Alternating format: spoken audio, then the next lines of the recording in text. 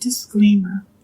Other than myself, as the living being operating in both a private and public capacity simultaneously, and this podcast itself, which also operates in both a private and public capacity simultaneously and is owned and operated exclusively by myself, any product, service, and or entity discussed, displayed, and or somehow given attention on this podcast is not and has never been an endorsement, advertisement, support, or any kind of validation for its existence in any capacity, nor at all intended to at all facilitate its continued existence in any capacity.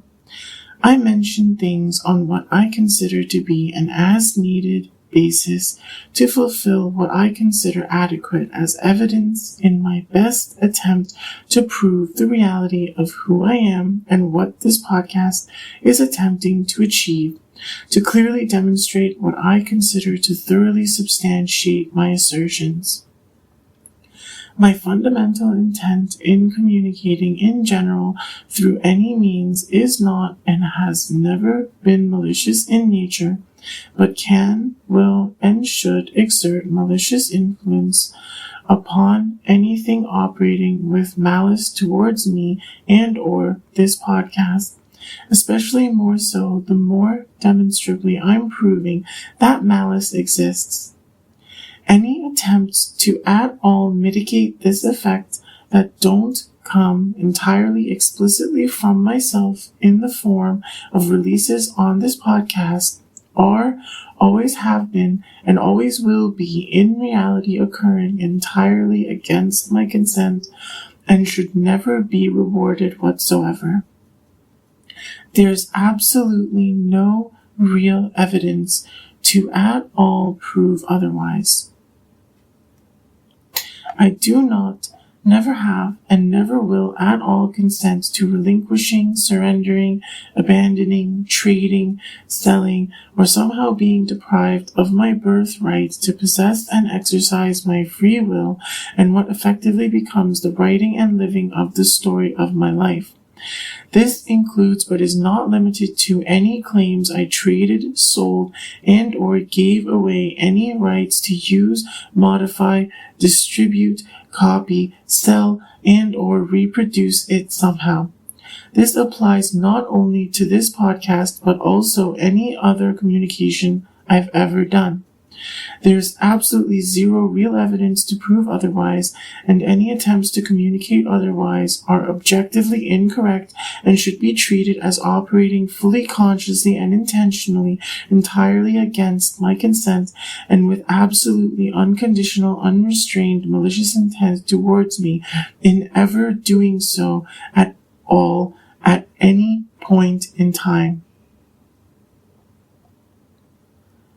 I am not and never have been attempting to represent anyone's views other than my own. I do not and never have claimed that my views aren't extremely, if not completely accurate interpretations of objective reality.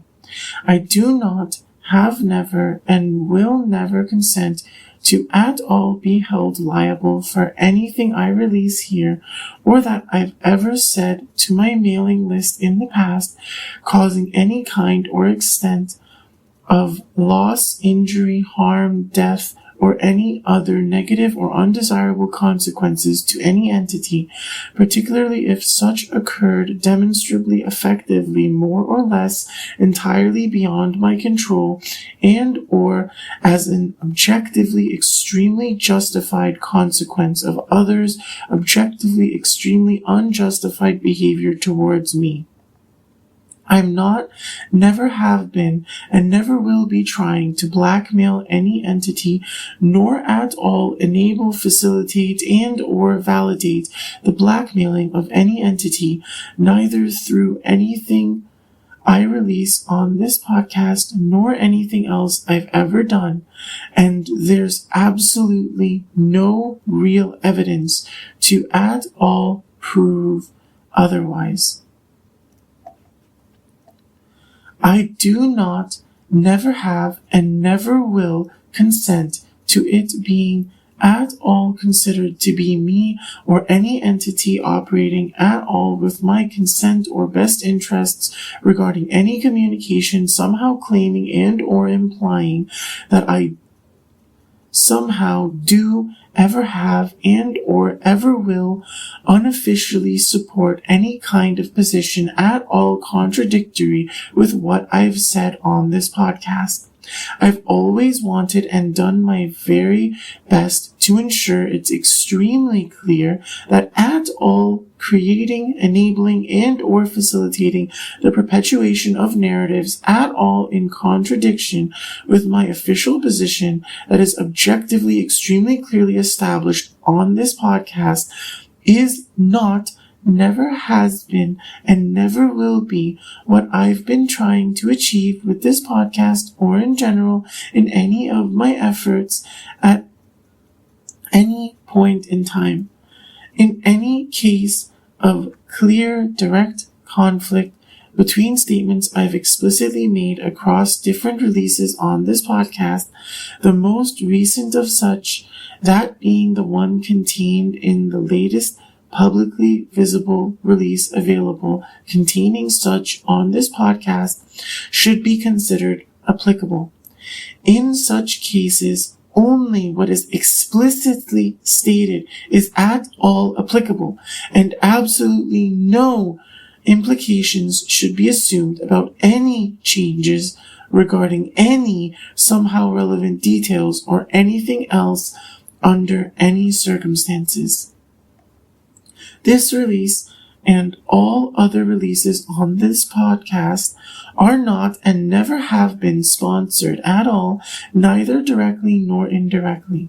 I still have not ever received any compensation or reward of any kind whatsoever for any of my efforts at all involving the conflict being addressed by this podcast, neither directly nor indirectly from any source. I am, always have been, and always will be absolutely unconditionally unwilling to ever at all accept any compensation or reward whatsoever, directly or indirectly, that at all compromises my integrity, whether directly or indirectly. This podcast is an extremely and completely accurate and authentic representation of me and my life and my feelings in real life, and is not, never has been, and never will be role-playing or for entertainment. It also is not, never has been, and never will be me flirting at all with anyone. I've created the entirety of this podcast under life circumstances of completely unjust, increasingly blatant, extremely legally facilitated, extremely malicious, extremely life-threatening, extreme disrespect, neglect, defamation, exploitation, and deprivation I've described in extremely meticulous, immense detail in public extremely consistently, despite the extent I've irrefutably exposed the truth surrounding a conflict that should have been so extremely obviously recognized as extremely serious to the point that my efforts on this podcast should have made a substantial difference in my life long ago.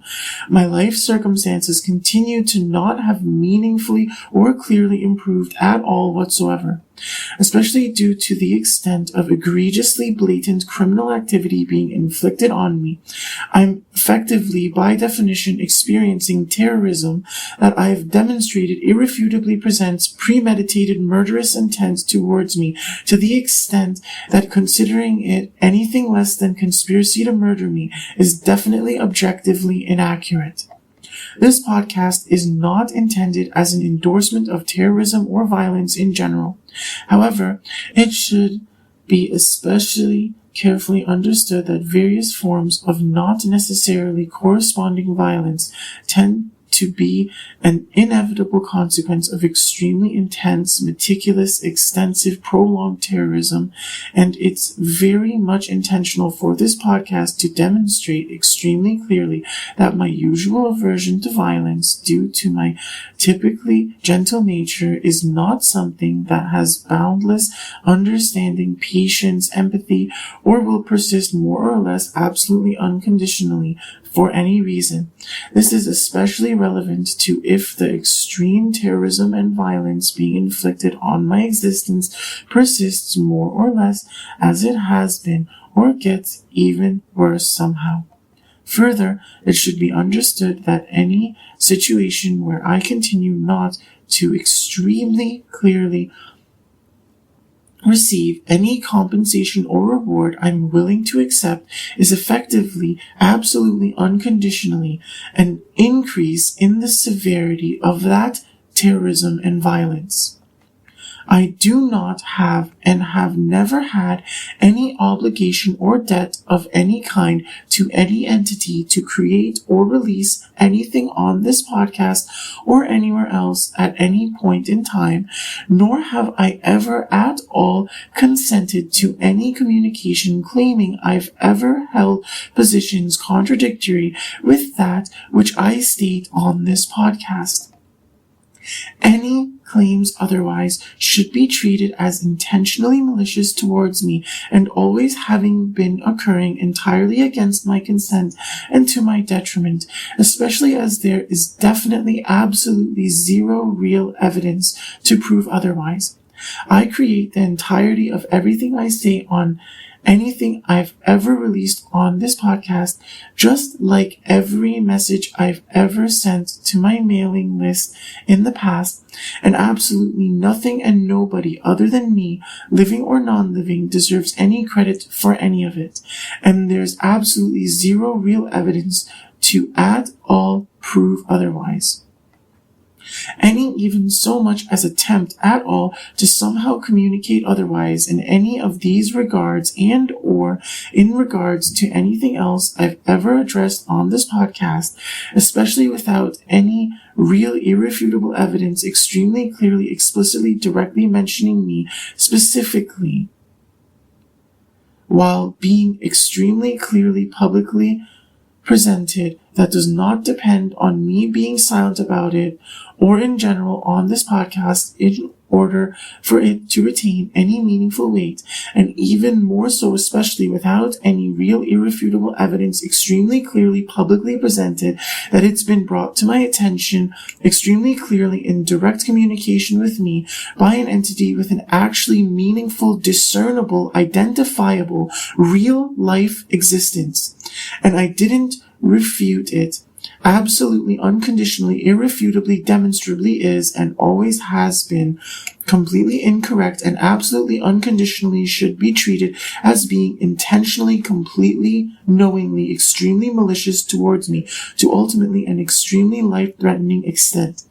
It is very much intentional for this podcast to demonstrate beyond any even remotely reasonable doubt that such is and always has been in reality inflicted on me by others knowingly, entirely against my consent and to my detriment, which has been fully, knowingly, and intentionally sustained with demonstrable, premeditated, murderous intent to such an irrefutably extreme extent that this podcast serves as irrefutable evidence. It should be considered at the very least conspiracy to murder me, if not even more so, attempted murder of me by any substantially significant entity involved.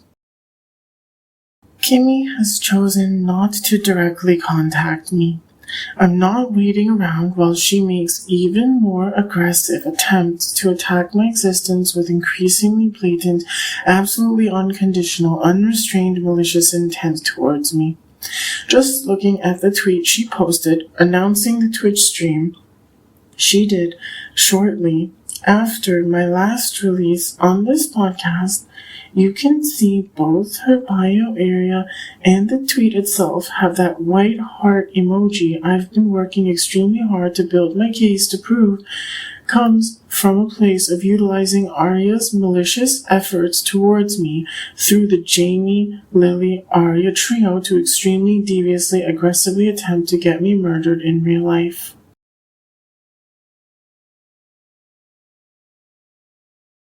With this kind of only worsening criminal behavior occurring, the more I try to show kindness that clearly is only getting endlessly taken as weakness, I definitely only even more so intend to follow through with suing and pressing criminal charges on Kimmy, Jamie, Celine, Emaine, Lena, and now Lily, Arya, and Jessica are also going to be additional parties I'll be suing and ultimately pressing criminal charges against for all the injustices and crimes inflicted on me that leave my life in the state it's currently in. But even then, lawsuits take time and it will still be a significantly lengthy process to execute on overall, and I can't even expect to see a penny from it all until the case is completed, which could take years. In the meanwhile, my life circumstances still won't actually improve at all unless I actively pursue those improvements separately from the lawsuit itself. I noticed an extremely aggressive spiritual attack being sent towards me very shortly after my last release on this podcast. I got indication that Jessica likely is heavily involved, and while I noticed she did a live stream literally within only a couple hours of my last release on this podcast, spiritual insights aren't really a credible source of information to use in a formal courtroom. So I knew I had to wait to see what Kimmy did next to really have somehow to tie everything together more coherently. The spiritual attack made itself much more evident in Kimmy's behavior. Welcome back to ASMR Tuesday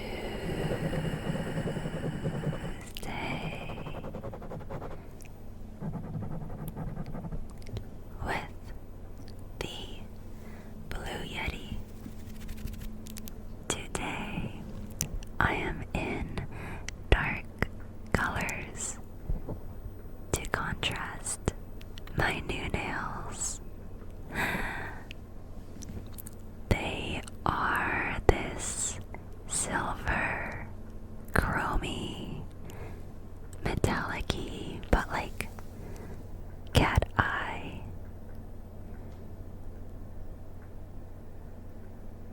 Oh yeah.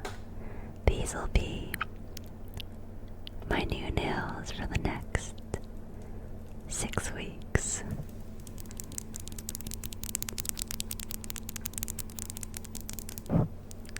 It's been a while since I used the Blue Yeti for stream.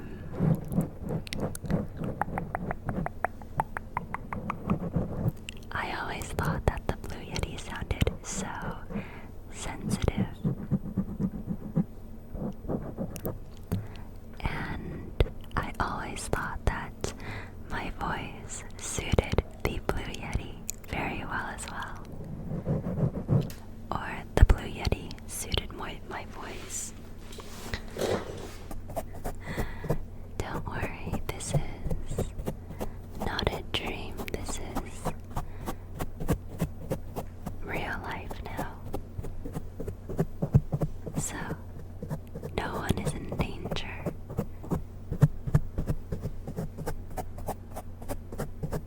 Unless I choose for you to be. No, I'm kidding.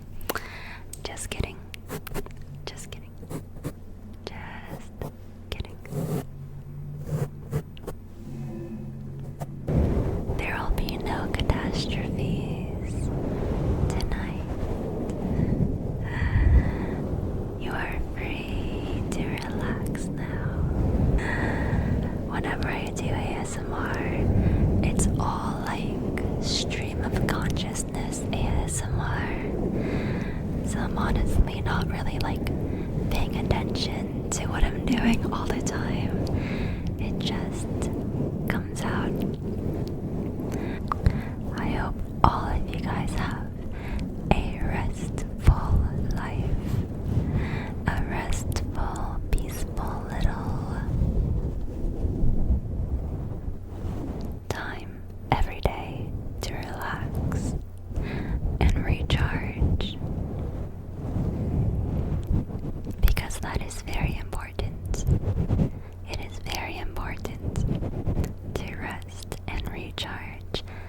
even just for a little bit every single day. I've noticed you have so much more fun doing ASMR live rather than videos. It's great to see you do ASMR with a big smile. It depends.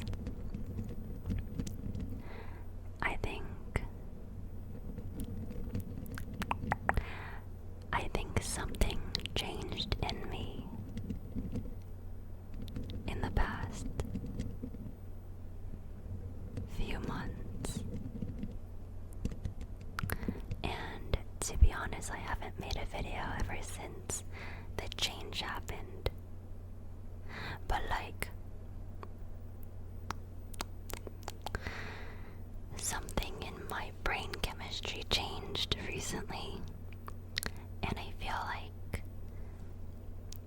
a different person, like a better version of myself.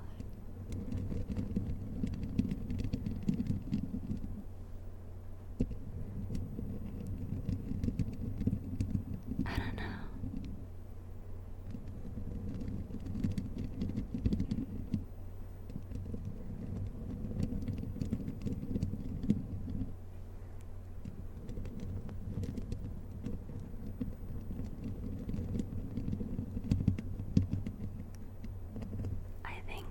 I think some of you guys can see the change in my energy.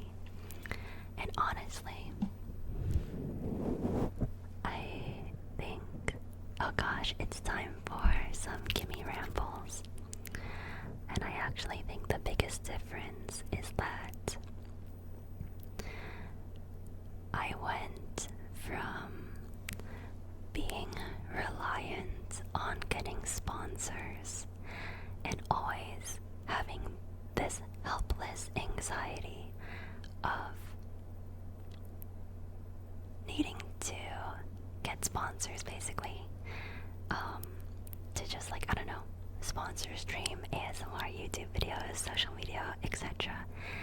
And I just felt so powerless. I was so unhappy. But then I stumbled upon candles, and that has given me back so much power, and I feel so much more empowered now that I don't have to rely on any sponsors. I can generate income for myself now, and that has been a really unexpected change. And to be honest, I'm still figuring out what that means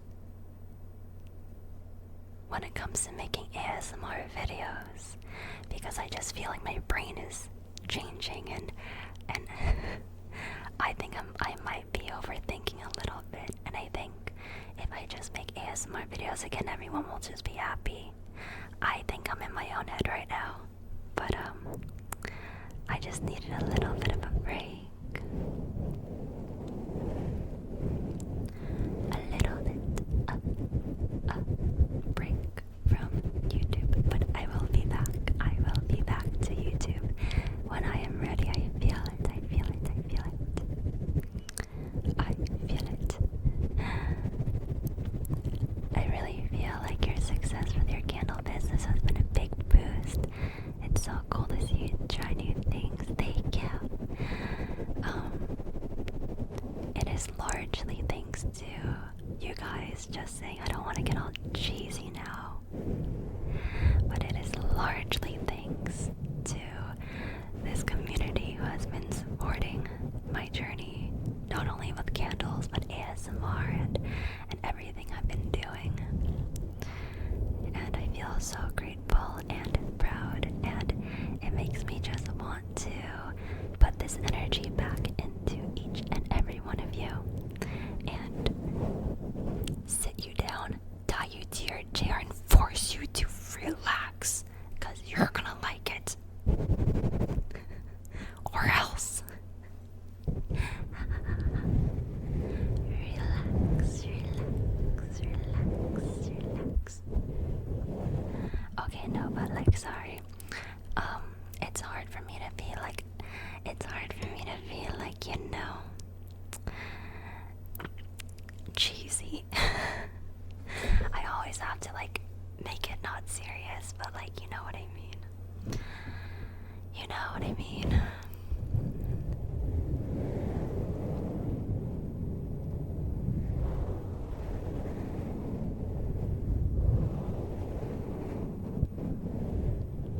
Your girl is a little bit cindery. Oh, I took this one quiz today, and before I explode my computer. Okay, it says you are a croissant.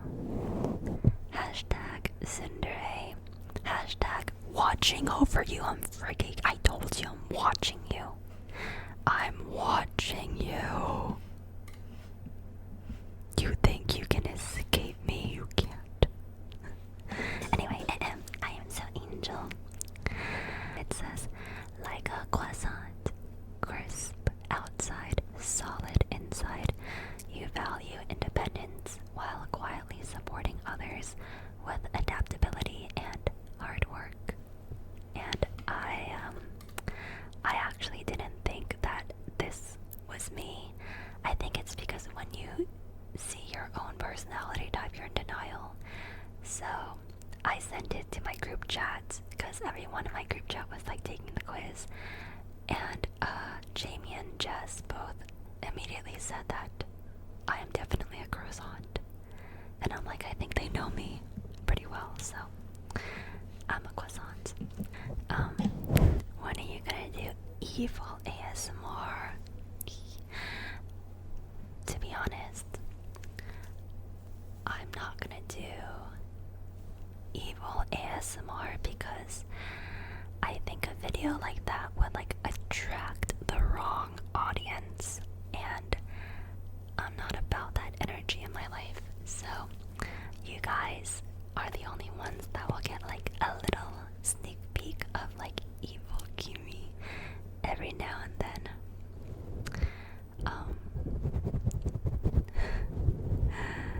But yeah, I think if I made an entire video of evil, even if it was for a joke, it would attract the wrong people. What audience?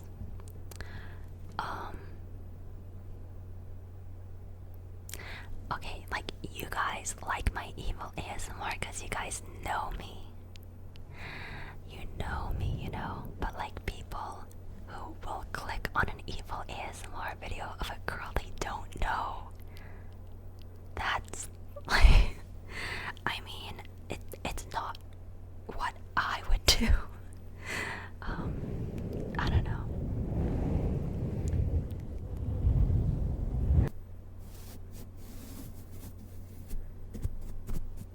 It's you are my canvas and I am painting you. My perfect piece of art.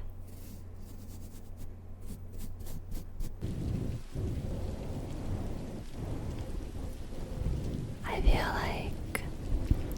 a lot of ASMR is actually used for realistic sounds in movies. So this could actually mimic wind.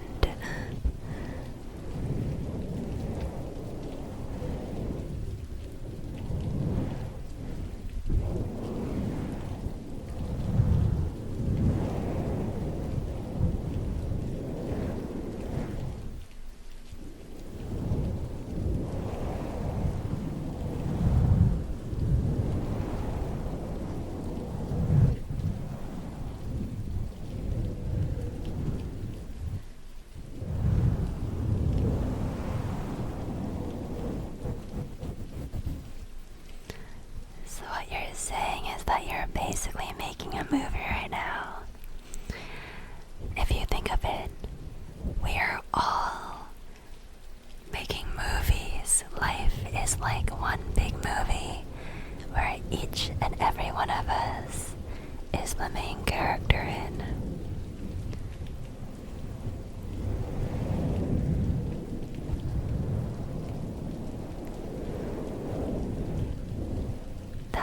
said,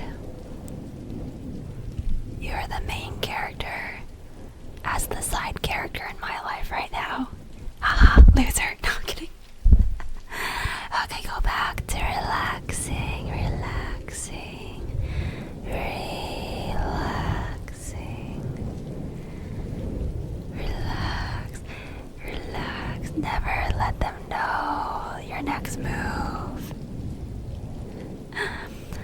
It's okay, we are all the side character in someone else's life. Like, if you are watching me right now, I'm probably the side character in your life. I'm just that girl on your computer screen. Or I'm just that girl on your monitor. I'm just your side character.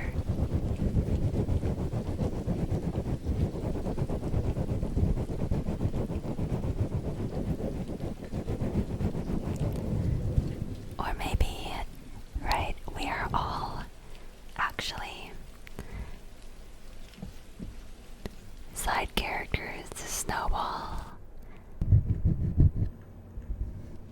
Oh my god, this guy got auto-modded. He said, suck my dick. Bro, I wouldn't even if you had one. Boom, roasted, toasted. Get out of my chat. Banned.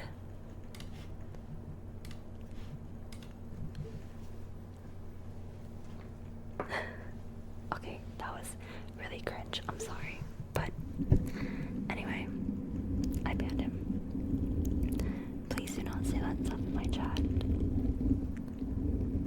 I feel like I'm the main character when I wear a noise canceling headset. And then sometimes I'll wear a noise canceling headset and then play like Pokemon music, and then I pretend that I'm just like the main character in a Pokemon video game or something. I'll just like walk around the street outside, walk around the park with like Pokemon background music, and I pretend like I'm a Pokemon trainer. So dumb, but it's like strangely entertaining. Just gotta stay out of South and East LA. Oh my god, I'll never forget. I was driving Aria. I don't know where we were going, but we were both dolled up. This is like so many years ago, 5 years ago or more. And we looked so cute. I don't know where we were going or what we were doing, but anyway, I remember driving her. And it was pitch black at night. I think we were coming back from something. Anyway, my GPS drove us straight through the main road of Skid Row. Pitch black. Oh my god. Arya was on her phone texting, and I was too scared to even say anything because I was driving down, and it was like apocalyptic. These people, like many of them were mostly naked, and most of them looked like they were cracked out of the wazoo. They were hanging off of street lampposts. They were walking literally in front of my car. They were just using the road as like walking. Like it wasn't a road. It was just like part of their area. It was the most terrifying. Like I felt everyone's like eyes on me and my car, and I like felt people looking into my car to see like who it was. You know, they're all on edge, and I was freaking out. I didn't want to like freak Arya out because I didn't want her to like, you know, look around and then trigger them or anything. So I just like went onwards, and this girl didn't look up from her phone at all. I had to experience that alone. To this day, she still never even experienced that terror. And then after I was out, finally, I'm like, oh my god, Ari, that was so scary. She's like, huh? And I'm like, I was freaking out. We just went through Skid Row. She's like, she didn't even notice. God. But you know what? I'm happy that she was in the passenger seat. I'm happy it wasn't just me. So there's that. Anyway, now I make sure to like GPS around Skid Row because Skid Row is terrifying. It is actually terrifying. Oh my gosh.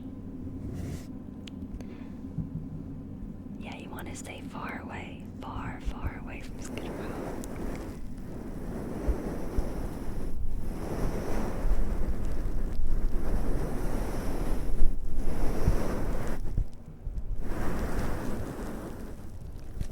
I know, I'm like, you're really gonna make me experience this alone, Aria. But knowing her, I don't even know if she would have gotten, like, freaked out.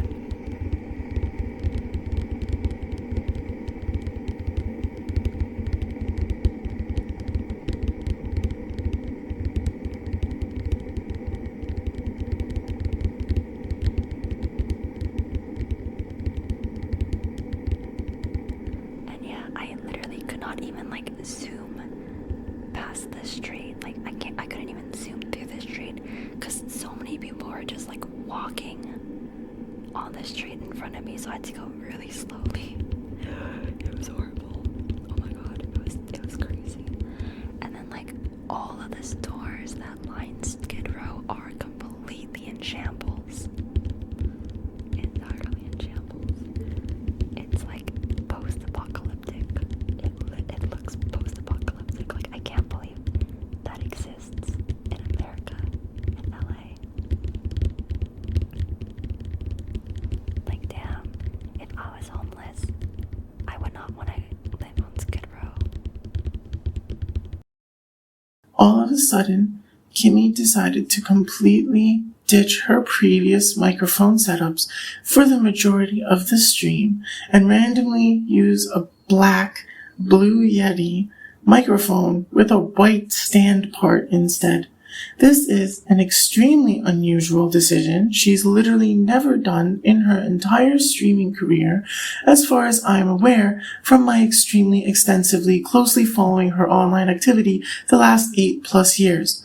And the only reason she gave publicly is she supposedly always thought the Blue Yeti suited her voice. But if she always thought it really suited her voice, then why doesn't she use it a lot more if her microphone choice isn't in reality some kind of extremely heavily politically involved thing that facilitates her existentially assaulting others and doing things like, I don't know, abusing her perceived credibility to target individuals, exposing her for being a massive fraud, an extremely malicious narcissist psychopath towards them for nearly a decade? As for me personally, I've never found any microphone Kimmy's used to particularly suit her voice. I've never found any microphone anyone's used to particularly suit their voice.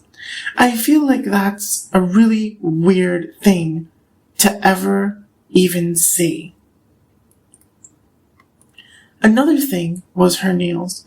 Why did she extremely strangely specifically say they are her nails for the next 6 weeks? I've never seen her do that before.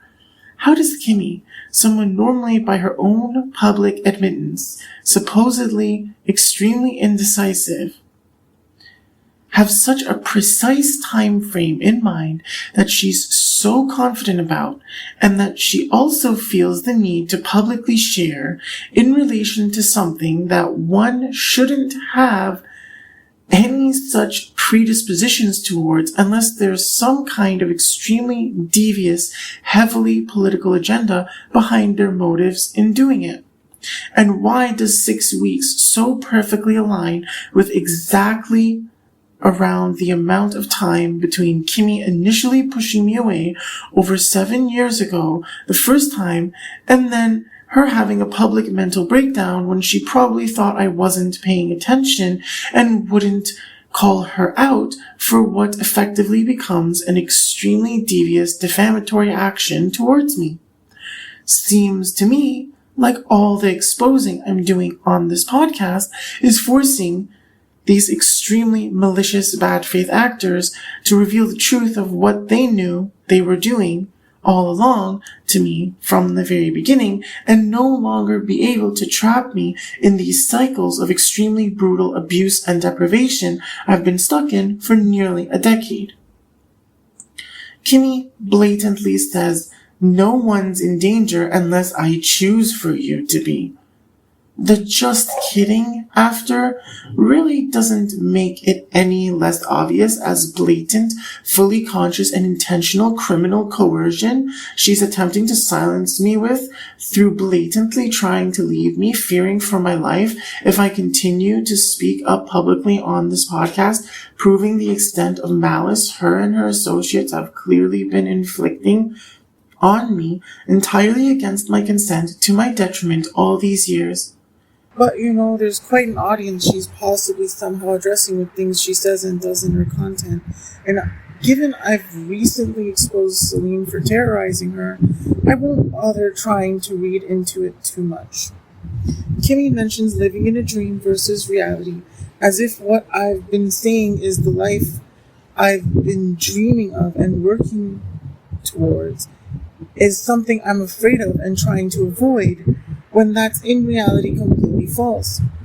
Even if she would have some kind of ability to put my life in danger if we did have the kind of connection I've always wanted with her, well, it's not like I don't also have a similar ability to put her life in danger, and it's not like I don't recognize that extremely well. I'm not intimidated by that. I never was.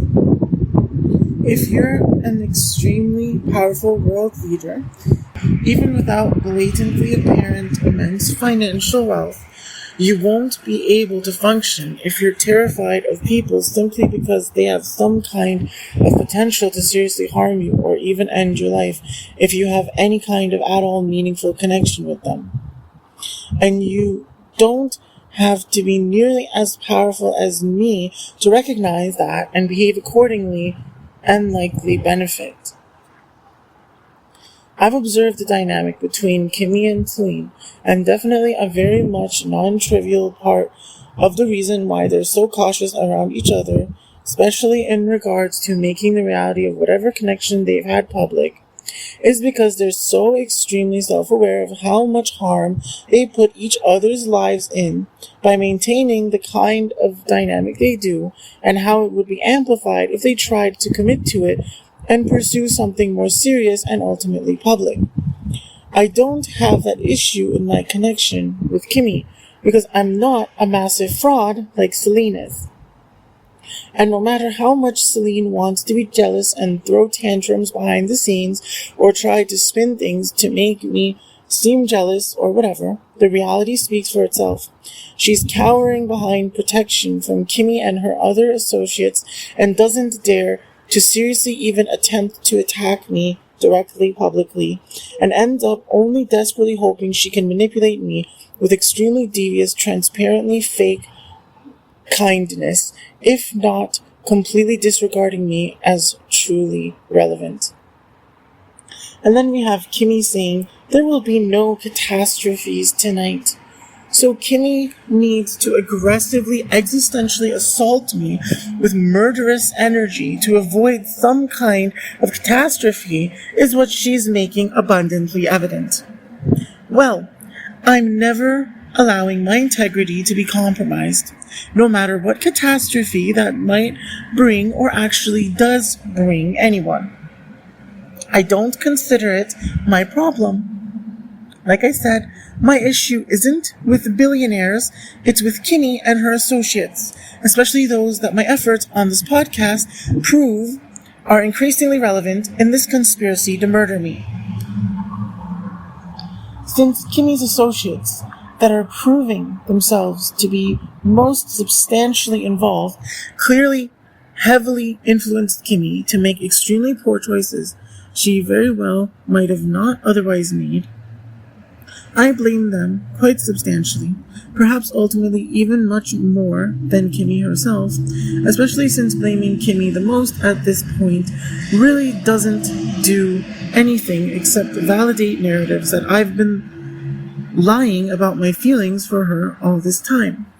I'll blame Kimmy and bring attention to her involvement as much as I deem necessary to expose the true extent of malice that others have had towards me, and likely also Kimmy, and especially in regards to them trying to sabotage our connection becoming what I've always wanted and been working towards trying to achieve it becoming. But beyond that, I'll blame, expose, and focus on bringing attention to the others that have ultimately been harming both me and Kimmy by trying to drive us apart with lies and abuse and clearly even quite extreme criminal activity. This isn't the first time Kimmy's talked about her Twitch live streams being a stream of consciousness of hers. I don't buy her yapping about supposedly not paying attention to what she's doing at all. I mean, sure, I wouldn't go as far as to say every single thing she ever did on stream was fully calculated and planned with extreme precision and impeccable planning. There are obviously too many factors that go into streaming that make that basically impossible to achieve. But I'm getting this strange feeling that she's attempting to deviously justify her manipulative attitudes and behaviors and attempting to mask them under the guise of not paying attention and trying to exploit that to make it seem as if I support her malicious attitudes and behavior and or somehow owe her excessive, in reality, unreasonable amounts of grace and or patience as a result and or am and or will ever be or have to tolerate her and or anyone else at all presenting themselves as having some kind of validation from me in that regard. Completely false. I'm not and never have been trying to attack Kimmy and or anyone else for genuine mistakes. But there's a clear difference between genuine mistakes and intentional malice.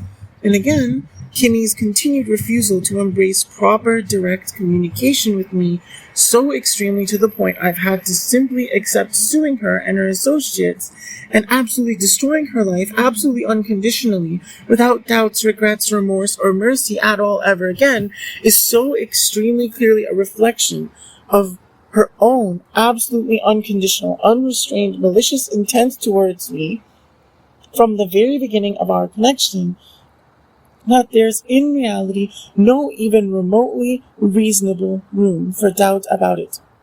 And, again, I am not, never have been, and never will be trying to allow myself to be murdered and or left in extreme suffering for the sake of Kimmy's comfort. Nor has she and or anyone else ever in reality had any even remotely adequate reason to believe otherwise.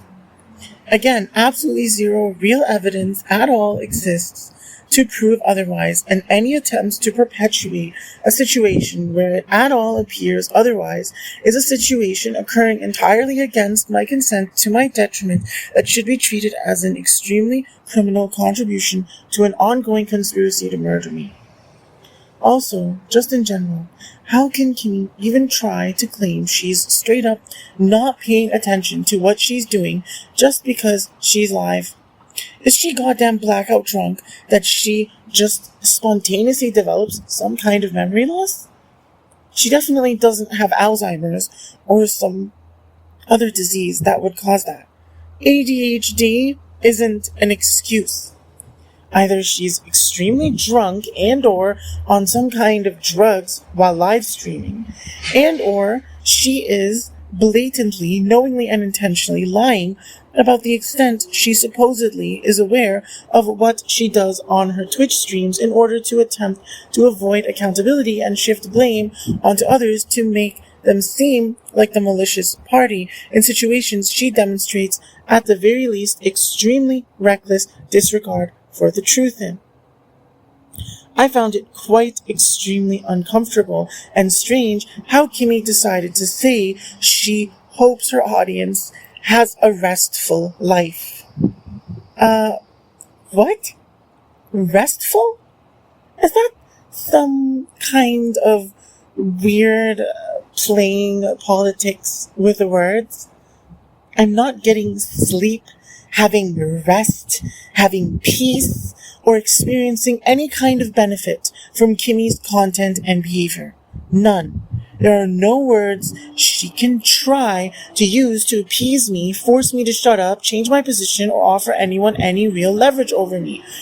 The only context where any words she could ever use would have had any potential to cause anything other than the continued downward spiral into ultimately increasingly prompt total destruction of her and her associates' lives as a result of what they've done to me is if she directly contacted me, as I've already described what that means, and simply used whatever language and words she feels most comfortable and appropriate from her most authentic personal interpretation of reality. There's seriously, absolutely no particular wording Kimmy and or anyone else could ever possibly use in any piece of public content that will ever improve the state of this conflict, only potentially worsen it. Like I said, I've never been trying to exploit politics to at all attempt to enable and or facilitate my connection with Kimmy. Any involvement I may have with politics is something I consider entirely separate, and I feel absolutely no want and or need and or willingness to discuss any of the details of on this podcast, nor to anyone else I've ever had in my life as far as my blood relatives, any of Kimmy and her associates, and or anyone I've ever once called a friend and or seen as a romantic prospect of any kind, in any capacity, to any extent, should ever be concerned. At least, certainly, while this ongoing conspiracy to murder me shows any semblance of continuing to exist, which it most certainly must be if I continue not to see an extremely substantial result to my efforts that I know I'm actually wanted. Kimmy made it extremely clear that the substantial changes in her life that have arisen as a result of me starting this podcast, which led to her making what she calls a really unexpected change into this candle business of hers, is something she finds overall favorable, pleasant, and desirable to continue. Clearly, nobody else in her life has genuinely cared about her so much and tried so hard to make her happy as I have. This is not my opinion. Anyone that disagrees is simply wrong. Unless you want to say Kimmy's lying and prefers being desperately codependent on appeasing sponsors simply to survive, but I find that extremely hard to believe. I've repeatedly stated that Kimmy's ASMR content hasn't made me feel relaxed at all for a very long time now, and I wasn't joking or exaggerating or anything like that. That hasn't changed. On top of that having clearly been made abundantly clear, now I see increasingly clear devious criminal coercion from Kimmy, trying to basically increasingly aggressively force me into silence about the extreme abuse, disrespect, neglect, and ongoing conspiracy to murder me that continues to be perpetuated to this day. My circumstances are not relaxing at all, and Kimmy's ASMR most certainly does not help alleviate that at all. I've seen several instances over time now where Kimmy clearly intentionally misrepresents herself in relation to the Japanese word tsundere, while in reality behaving in a manner much more suitable to consider yandere. I personally have never had any inclination to think of anyone in terms of either of these Japanese words, as I'd prefer to use what I'd consider their English equivalents, since I've never had any particular fixation with the Japanese language and or culture in general. So let's look at what a quick search explains. Kimmy referred to herself as tsundere. Searching that up gave me a tsundere is a Japanese term referring to a character archetype typically found in anime and manga who initially acts harsh and cold towards a love interest, often with a mix of hostility and bluntness. However, beneath the surface, they gradually reveal a warmer, more affectionate, and sometimes shy side. Using English, I'd probably describe this as someone who's either simply deeply insecure from unhealed traumas and confused, someone who's masking narcissistic tendencies and strategically trying to trap a victim with extreme malice, or someone who benevolently approaches romantic connection cautiously and with strategy that embraces a more emotionally polarizing expression. How to determine the reality depends on the ultimate consequence, as in the outcome of whatever relationship they started forming that way, considering how they behaved and how the other party involved behaved.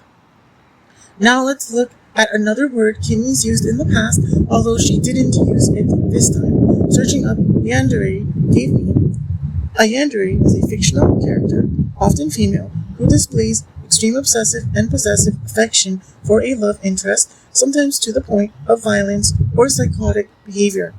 Now, someone who acts like an obsessed, possessive creep, ominously saying she's watching over you and following it up with things like, "You think you can escape me?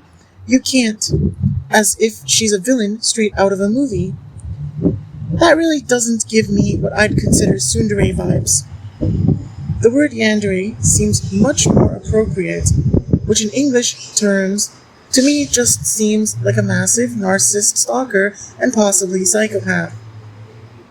If anything, I'd say how I've behaved towards Kimmy much more so resembles a tsundere than Kimmy's behavior towards me has ever effectively been, meaning Kimmy's only providing further irrefutable evidence that she's somehow been exploiting the Japanese language and likely other aspects of its culture extremely heavily in order to perpetuate her exploitation of me entirely against my consent, to my detriment, in her destiny-swapping type behaviors in how she deals with my existence.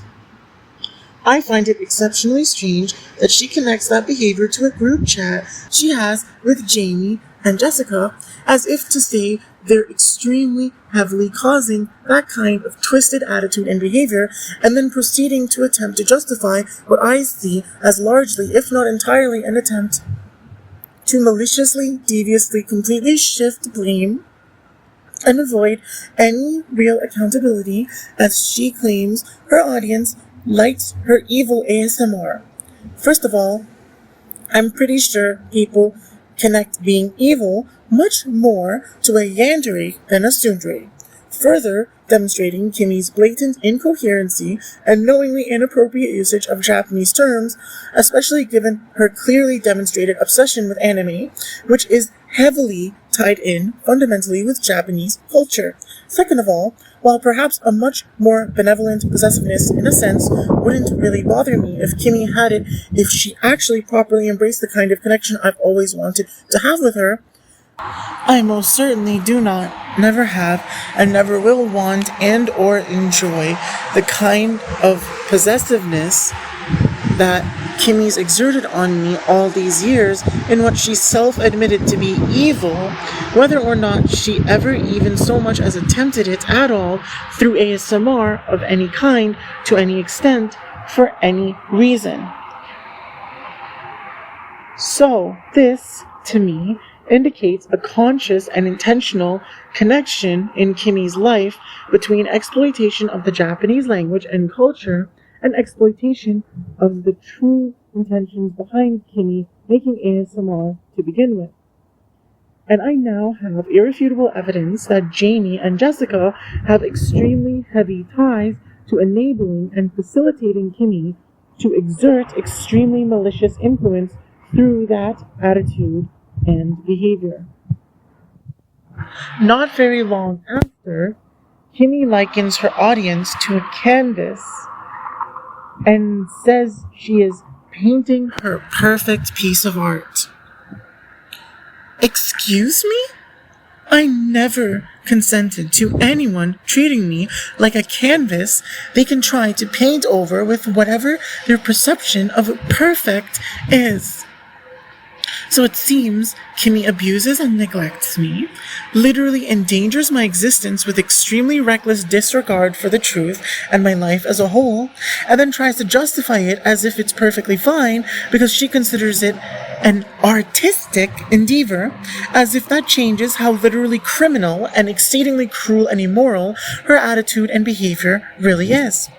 I never wanted and or needed to let Kimmy treat me like some piece of art.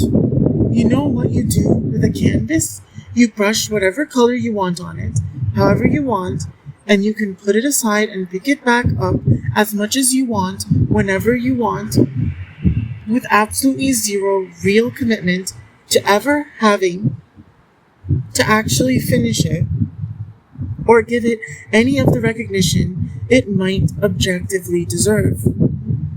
It's like seeing someone as your pet, but quite substantially more degrading. Absolutely disgusting. I do not, never have, and never will at all consent to, be okay with, and or be willing to tolerate Kimmy having such an attitude towards me. And not just Kimmy, but anyone having such an attitude towards me. I find it weird and strange how Kimmy talks about main characters and side characters. I really don't understand what all that's about. But all I can really try to liken it to is how people say, like, they have a main chick and a side chick, or whatever. And all I really have to say about that is that I don't consider Kimmy a side chick by any means. I don't have any women on the side, nor have I ever been trying to get women on the side while pursuing Kimmy. I've always been solely focused on achieving the kind of connection I've always wanted with Kimmy. That's never been one where I have some harem, like it seems all the egregiously false narratives about me attempt to portray me as being the type to ever pursue. To me, if she was trying to call me a loser somehow, and then basically putting herself down and saying she feels like she'd be a one-night stand at best or something like that, I just see a lot of extreme insecurity and unhealed traumas that she's being forced to confront coming to the surface because she can no longer hide behind extremely deviously trying to frame me as the problem when I'm making it so extremely clear I've always been so extremely far from being anything like the kinds of people that have traumatized Kimmy in the past so much she'd feel the need to try to protect herself by behaving how she is in response to my attitude and behavior. Like I've said many times, I've already explained extremely clearly on this podcast who has captured my sexual desires and how and why. By that explanation and understanding it's completely authentic, it becomes completely evident that there are at the very most 2 women I'd ever really want, and I've made it extremely clear that the main one was always Kimmy, and who the other one would be. I've also made it extremely clear that the other woman has already made it extremely painfully evident to me that she's actually just a complete piece of garbage, entirely irredeemable subhuman filth that absolutely unquestionably never actually had any at all genuine desire and or intent to actually ever, even at all, healthily and or properly pursue any kind of romantic and or sexual connection with me that I'd ever actually want, since she'd clearly rather just inflict egregious defamation on me behind my back and try to sabotage my life endlessly and try to selfishly gain starting a business off hopes she'd get to ruin anything that would ever bring me actual happiness in my life, while she tries to control me and leave me as some kind of extremely unhappy slave to her as she tries to trap me and ultimately getting murdered in a conspiracy to murder me that she collaborates with celebrities and even my blood relatives to attempt to get away with. That piece of garbage I've mentioned multiple times before, named Chloe, who I knew in high school. Anyway, my suspicion is Celine treats Kimmy like an option, and Kimmy's been increasingly clearly starting to see the drastic contrast between the reality of Celine's personality and my personality, and how much more appealing she finds the prospect of having a serious, intimate relationship with me that I've been wanting all along. I guess all I really have to say about that is I've never been trying to enable and or facilitate Kimmy bullying Celine and or anyone else, but I'm not going to validate and or tolerate Celine and or anyone else trying to keep me stuck and or deprived in life because they're effectively bullying Kimmy out of embracing the kind of connection with me that I've always wanted to have with her. This isn't the first time Kimmy has given an extremely strange dialogue about supposedly walking around the park listening to Pokemon music pretending she's a Pokemon trainer. That doesn't sound real. It sounds like some extremely strange, extremely devious metaphor to symbolize behind-the-scenes exploitation of context she's intentionally hiding in order to attempt to facilitate endless perpetuation of the extremely deprived circumstances she's so extremely unapologetically taken advantage of forming in my life for the last nearly decade. My guess is these false narratives have something to do with Emaine, although I find it quite unclear what exactly it could mean. Maybe Kimmy's doing some kind of criminal impersonation of Emaine somehow, somewhere? Regardless, I want it to be extremely clear I have absolutely no conscious and or intentional involvement in whatever it is, nor do I have any desire and or willingness to start. Kimmy mentioned an experience she had with Arya, and I'm really not sure what it's supposed to mean exactly. Seems to me sort of like some kind of weird power play in her mind games with exerting leverage on others. She seems to be trying to present herself as doing Arya some kind of favor, but then clearly questions if Arya even actually needs that favor or would really see it as a favor to begin with. Perhaps that kind of attitude is a reflection of how Kimmy's been exploiting Arya's efforts somehow in order to keep me stuck in these extremely deprived circumstances that Kimmy clearly stands to gain the most from endlessly perpetuating if she's seriously going to be so dead set on behaving like she'd literally rather die in real life than ever embrace the kind of connection I've made extremely clear I've always wanted with her. All that said, I also noticed that Kimmy silently decided to change her background. She used to have 3 posters on the wall behind her, but in that stream she only had 1. I can only really theorize about this from a spiritual angle, taking into consideration my own personal experiences with various things and how I can attempt to interpret the meanings she personally ascribes to her choices of posters she's chosen to put up on the wall behind her. How I interpret its possible meaning is that Kimmy genuinely feels the substantial level of shyness and embarrassment for how much attraction and affection I display towards her, but where she used to feel really convinced that I was only really doing it to try to pressure her to empower or somehow enable or facilitate me to find someone or something else that effectively would have made me a fraud with ulterior motives, I'd simply be attempting to justify giving her a hard time over through some kind of excessively politically correct rhetoric, likely with heavy focus on selfish financial gain for myself. She's starting to feel substantially more convinced now that that's not the case, and her shyness and embarrassment feelings are simply her own internal struggle with insecurities she has and conflict she's invited and or allowed in her life for whatever reasons. That's seriously not even me trying to be kind to her at all either. It's actually authentically the only real way I feel I can interpret it, although that leaves me in only an increasingly difficult spot in regards to how I deal with this conflict and Kimmy's continued and effectively only escalating hostility and resistance towards my efforts. It's not that I feel confused at all about what I want, but that the amount of what I consider extremely visible and apparent, immense, practically unbelievable indecisiveness and perhaps outright confusion about really important and major aspects of her existence and what she really wants in general that I see coming from Kimmy makes it increasingly extremely difficult for me to be as warm to her as I really wish she'd be warm enough to me to make me feel comfortable being. And I'm most certainly not trying to reward her leaving me with extremely vague spiritual assumptions I have to make about her feelings instead of concrete, actual, perceptible results in the physical world.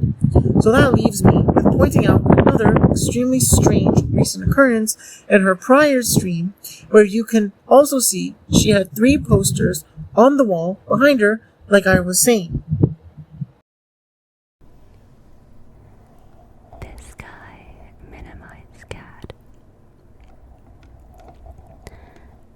Something in chat which was held by the auto moderator, and in all caps he writes, "Is your pussy slanted?"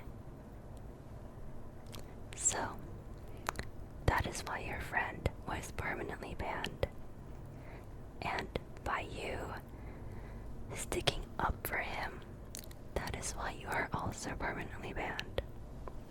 Okay.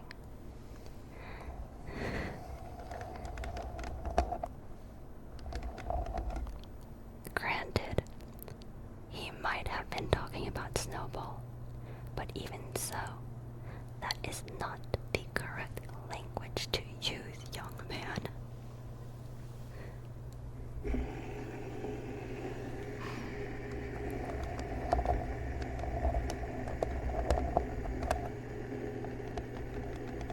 Yeah, that's crazy.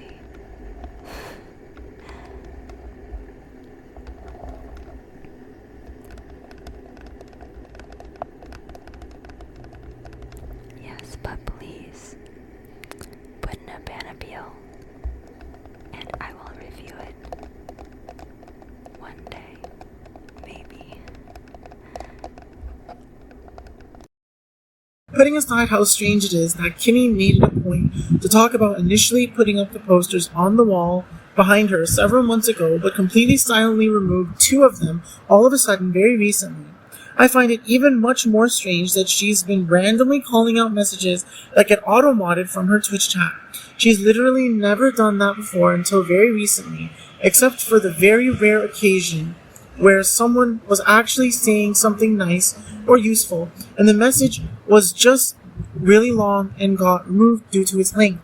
But in these cases I've just shown, both in her stream shortly after my last release on this podcast, as well as her prior stream, she was snapping back at some random hateful comment she supposedly received.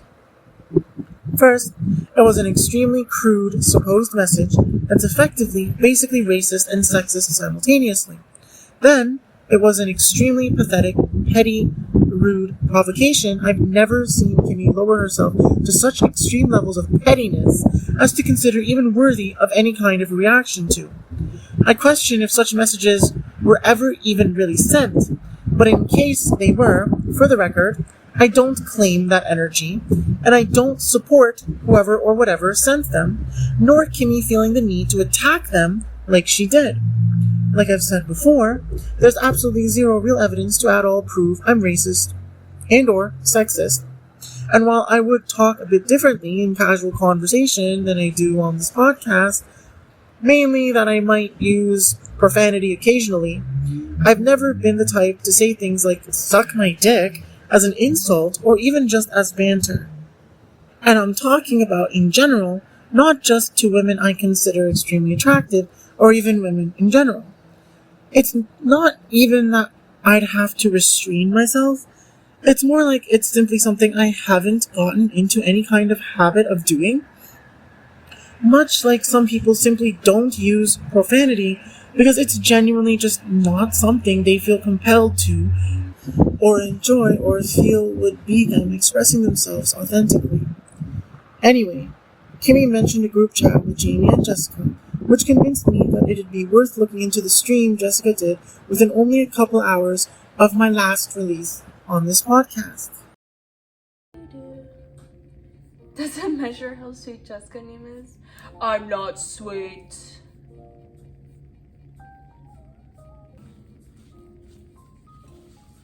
Jess's tiny kitchen. You guys are all 6'5".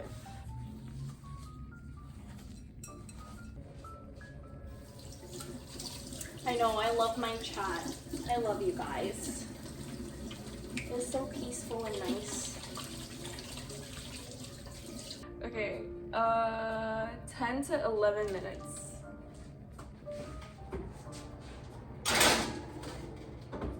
Wait, I'm a liar.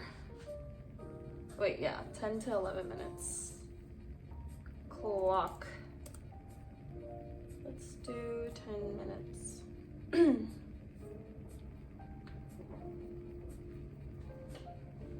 Okay, we're gonna mix this cheese.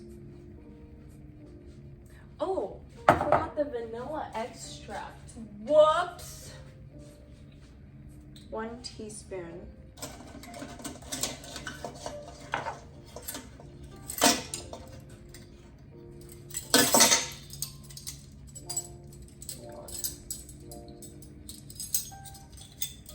Honestly, a teaspoon is really big. Like, it's bigger than you expect it to be. What do you got on there? 6 spoons.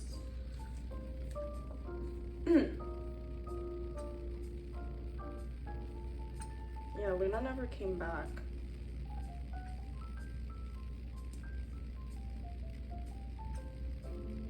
I like that with cooking, you don't have to be as precise because I'm not a very huge perfectionist. This looks very sus.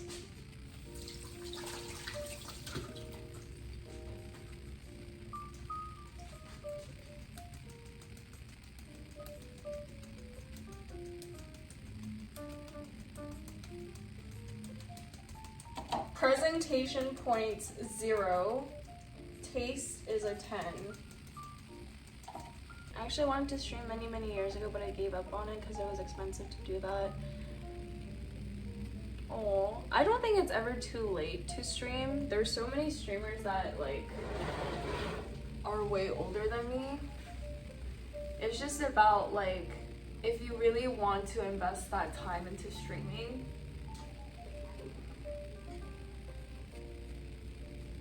Because it will be a lot of work and effort and time.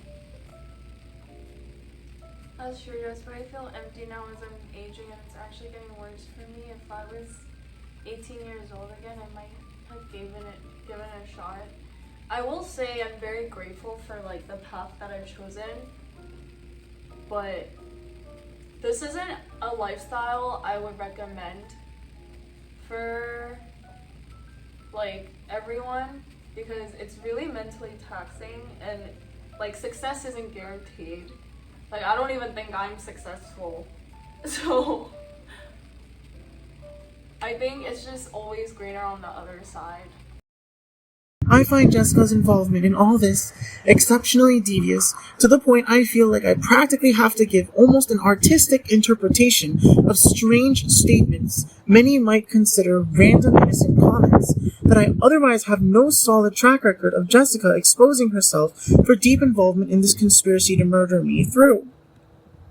but I'll give my perspective nonetheless, acknowledging that beyond the fact that I've seen both Kimmy and Jamie mention Jessica multiple times in an increasingly strange manner, I don't really have the kind of solid foundation to pursue formal legal action against her nearly as aggressively as I can and will towards all the other parties I've mentioned I'll be taking formal legal action against. But it seems, if things continue how they have been, pretty soon, only getting increasing amounts of incriminating evidence against Jessica will end up happening. So I'll make sure that becomes extremely evident to all the subhuman filth perpetuating this conspiracy to murder me through Jessica, fully consciously and intentionally entirely against my consent, to my detriment. Within the first not even half hour of the stream, Jessica provides extremely incriminating evidence of two things. As the stream progressed, she did several things that to me indicate an increasingly incriminating involvement in the fully conscious and intentional perpetuation of exceedingly false narratives regarding the reality of my personality and connection, or lack thereof, with her. First, she literally blatantly says, "I'm not sweet," which, to me, demonstrates that she's fully aware of the reality of malice she's knowingly exerted upon my existence through her gross negligence in handling this conflict in a truly appropriate and adequate manner, instead of what I'm sure must be simply defending her friends at my expense, fully consciously and intentionally against my consent, exclusively to my detriment. She knows I've never been trying to flatter her for having some kind of exceptionally sweet or kind or graceful or positive or somehow else desirable personality, nor to at all enable and or facilitate her perpetuating any kind of narratives about me that attempt to portray me as at all being otherwise. Yet she extremely deviously perpetuates narratives portraying herself as being such towards me despite that. Jessica goes on to say her audience is all 6'5", which to me appears to symbolize that she inherently blatantly approaches her Twitch streams as an outlet for expressing built-up frustration in her life about her feeling quite extremely blatantly looked down on, underestimated, patronized, or perhaps generally coerced and or otherwise treated in a manner she feels quite seriously deeply wronged as a result of. I understand this as an effective pretense she's doing all her content within the context of, which likely is why I've never felt drawn to her content. Yet Kimmy and Jamie, the demonstrable primary and most egregiously blatant perpetrators of this conspiracy to murder me, have made it increasingly extremely apparent that the egregiously false narratives being purported about me behind the scenes make it seem as if it's at all appropriate to be attempting to bring my attention to Jessica, as if I'm deserving of nothing better than to deal with someone who has set up such an exceptionally malicious false pretense about the nature of whatever connection I'd have with her, if I were to ever be at all willing to tolerate it in any kind of manner that these criminals and generally degenerate scumbags seem to be trying to increasingly aggressively, fully consciously and intentionally criminally coercing me into feeling trapped into compliance with their desires for. I'm less than 6 feet tall in real life, about 5'10.5" or so. I don't have any insecurities and or complaints about my height. I never have, I don't imagine I ever will, and I've never said and or done anything that should ever give anyone any even remotely adequate reason to at all believe otherwise. There's absolutely zero real evidence to at all prove otherwise, and I'd certainly argue anyone attempting to communicate otherwise is doing so while blatantly lying with what is likely exclusively the utmost malicious intent towards me. Also, I don't find it attractive, interesting, appealing, nor appropriate for any potential romantic prospect to operate under the pretense of believing themselves to be worthy of being blatantly, egregiously looked down on, or somehow made to feel insignificant or unworthy of being with me in what would have to be a consensual relationship for me to ever actually be at all willing to actually engage with it.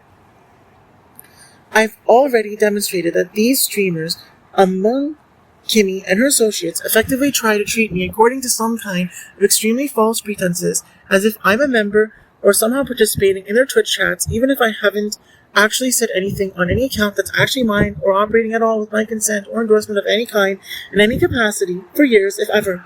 I've never at all actually said, consented to, and or endorsed any message sent in Jessica's Twitch chat from any account at all. I don't and have never considered myself a part of her Twitch chat in any capacity to any extent, but it seems to me as if my refusal to ever say anything in her Twitch chat is being misconstrued as some kind of excessive passivity or complacency, as if I'm being malicious and or indebted to someone to remain silent, as if I'm a massive fraud.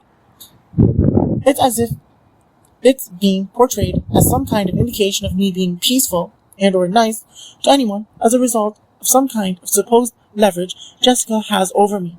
In reality, I simply recognize the extent of egregiously false narratives that exist about me and the utter lack of me having any real need or requiring any real benefit from ever validating the existence of any of them, which I recognize I'd have to start combating attempts to misrepresent me in relation to if I were to speak anything in her Twitch chat, which only gives me further reason to maintain my integrity and demonstrate my authenticity in my complete refusal to ever do so.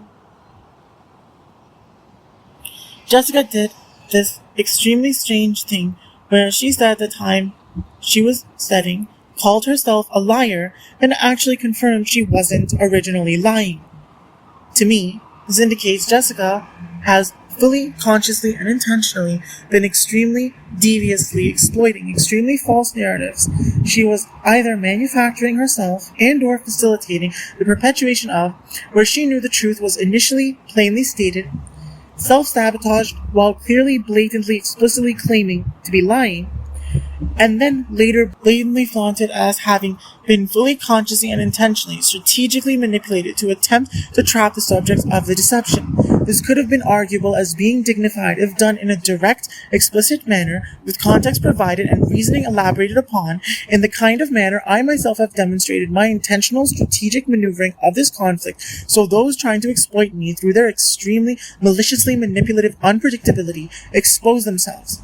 But Jessica is revealing herself having done such things in a context where it's being done through layers of complexity, intentional obfuscation, withheld information, and an extensive requirement of knowledge of pretense she's applying to the context. This is only behavior someone exceptionally manipulative and malicious would need to depend on in the manner Jessica's proven herself to. I recognize that the inferences I attempt to arrive at from Jessica's statements and behavior perhaps only get increasingly seemingly abstract, but I feel it's appropriate to attempt to give my perspective on them nonetheless. Jessica said, honestly, a teaspoon is really big, like it's bigger than you expect it to be, which I found to be a quite strange statement to make. I feel like there's symbolism she was trying to express, as in that she recognizes she wields some kind of power to start drama within her friend group, and she's come to realize that she's been utilizing that ability much more than she perhaps intended somehow. My guess would be likely in relation to the conflict I'm exposing the reality of on this podcast. I see reason to suspect that Jessica is to some extent genuinely a victim of considerable defamation herself in this situation, but that can also perhaps be said of most, if not all, of the others involved as well, if I really wanted to be gracious in my attitude. Since I've basically been forced to attack her in a sense that can perhaps be seen as largely unprovoked, I want it to be extremely clear that I'm not trying to justify the behavior of anyone attacking her, just like I'm not trying to justify her behavior attacking me. I really don't know what's going on behind the scenes well enough to really accurately be able to blame people to the full extent they probably actually deserve, so it's really hard for me to tell if Jessica has immense fault here to the point she's just extremely deviously trying to cover up being deserving of me attacking her much more viciously, or if she's actually genuinely going through an extremely hard time because of the chaos her associates are viciously, effectively, largely, more or less unapologetically inflicting on her life in a manner at least somewhat similar to my personal experience with them.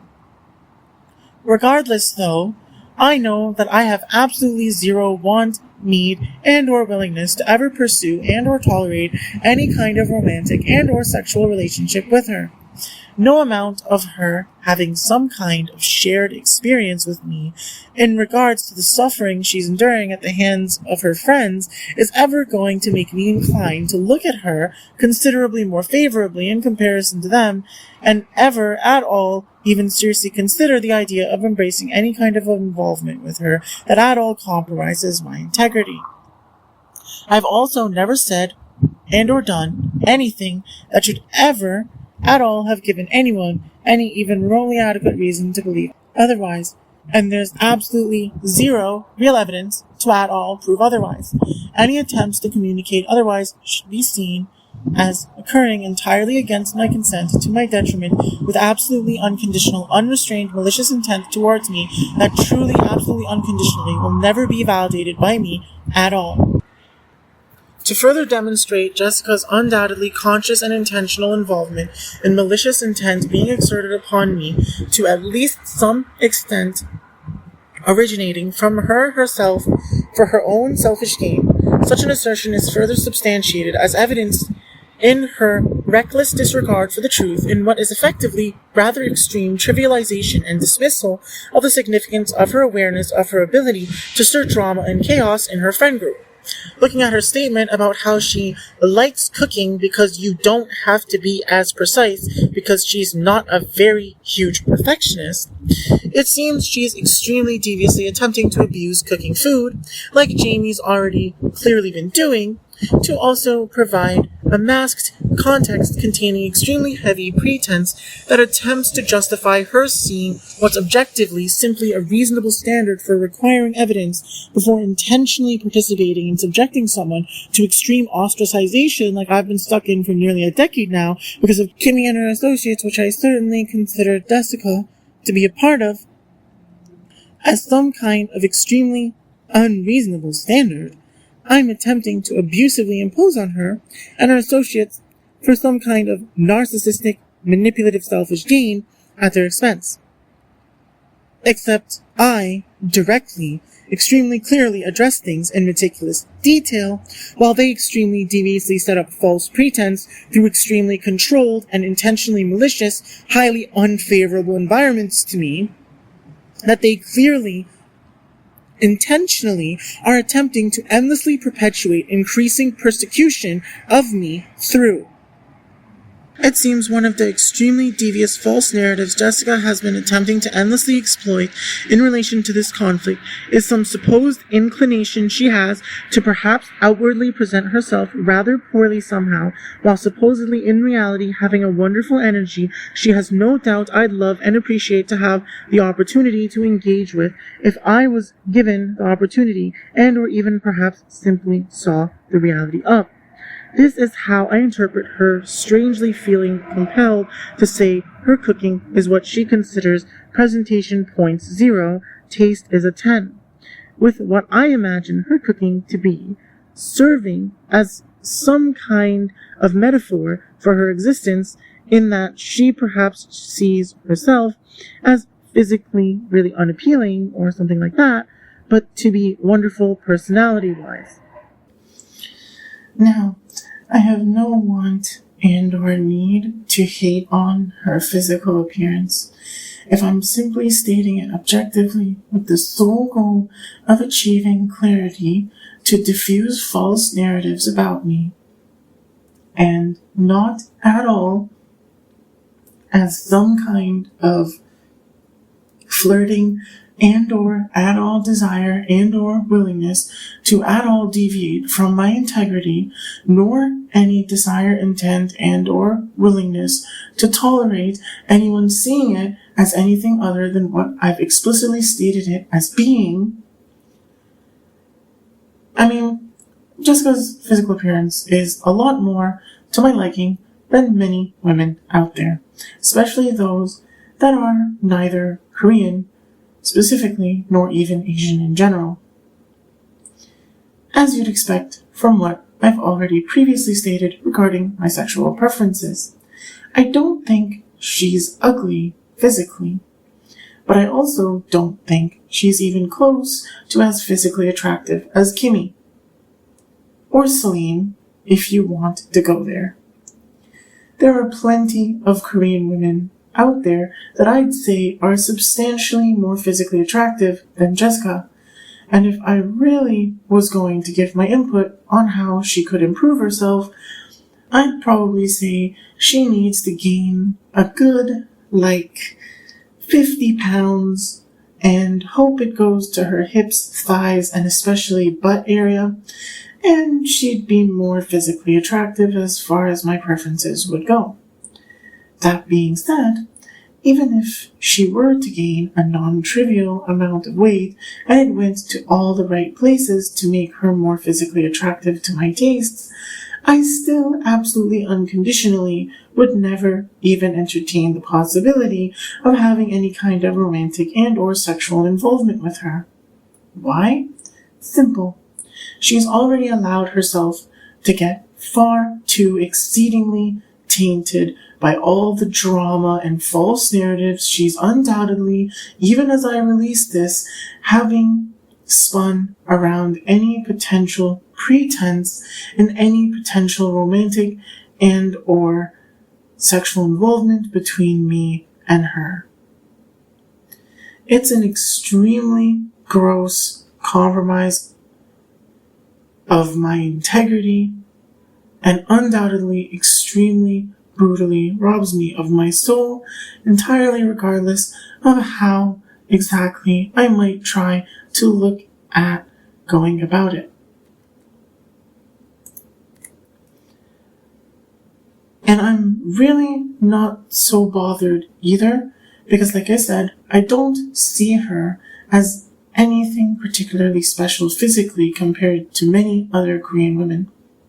And mentally, well, the extent to which she's clearly been lying that I'd like her energy and or want to engage with it, while clearly knowing that's not the case, I find that, at least, equally, comparably disgusting as something like how Celine's treated me, especially since I recognize Celine obviously must have extremely exceptional, considerable nuance in her life circumstances that she's even able to still be alive after how unbelievably extremely violated I feel by her energy. I can respect that Jessica must be in a really complicated situation too, but I neither want, need, nor have any willingness to tolerate allowing either of them to rob me of my soul, all the same as I'd deal with anyone else in that regard.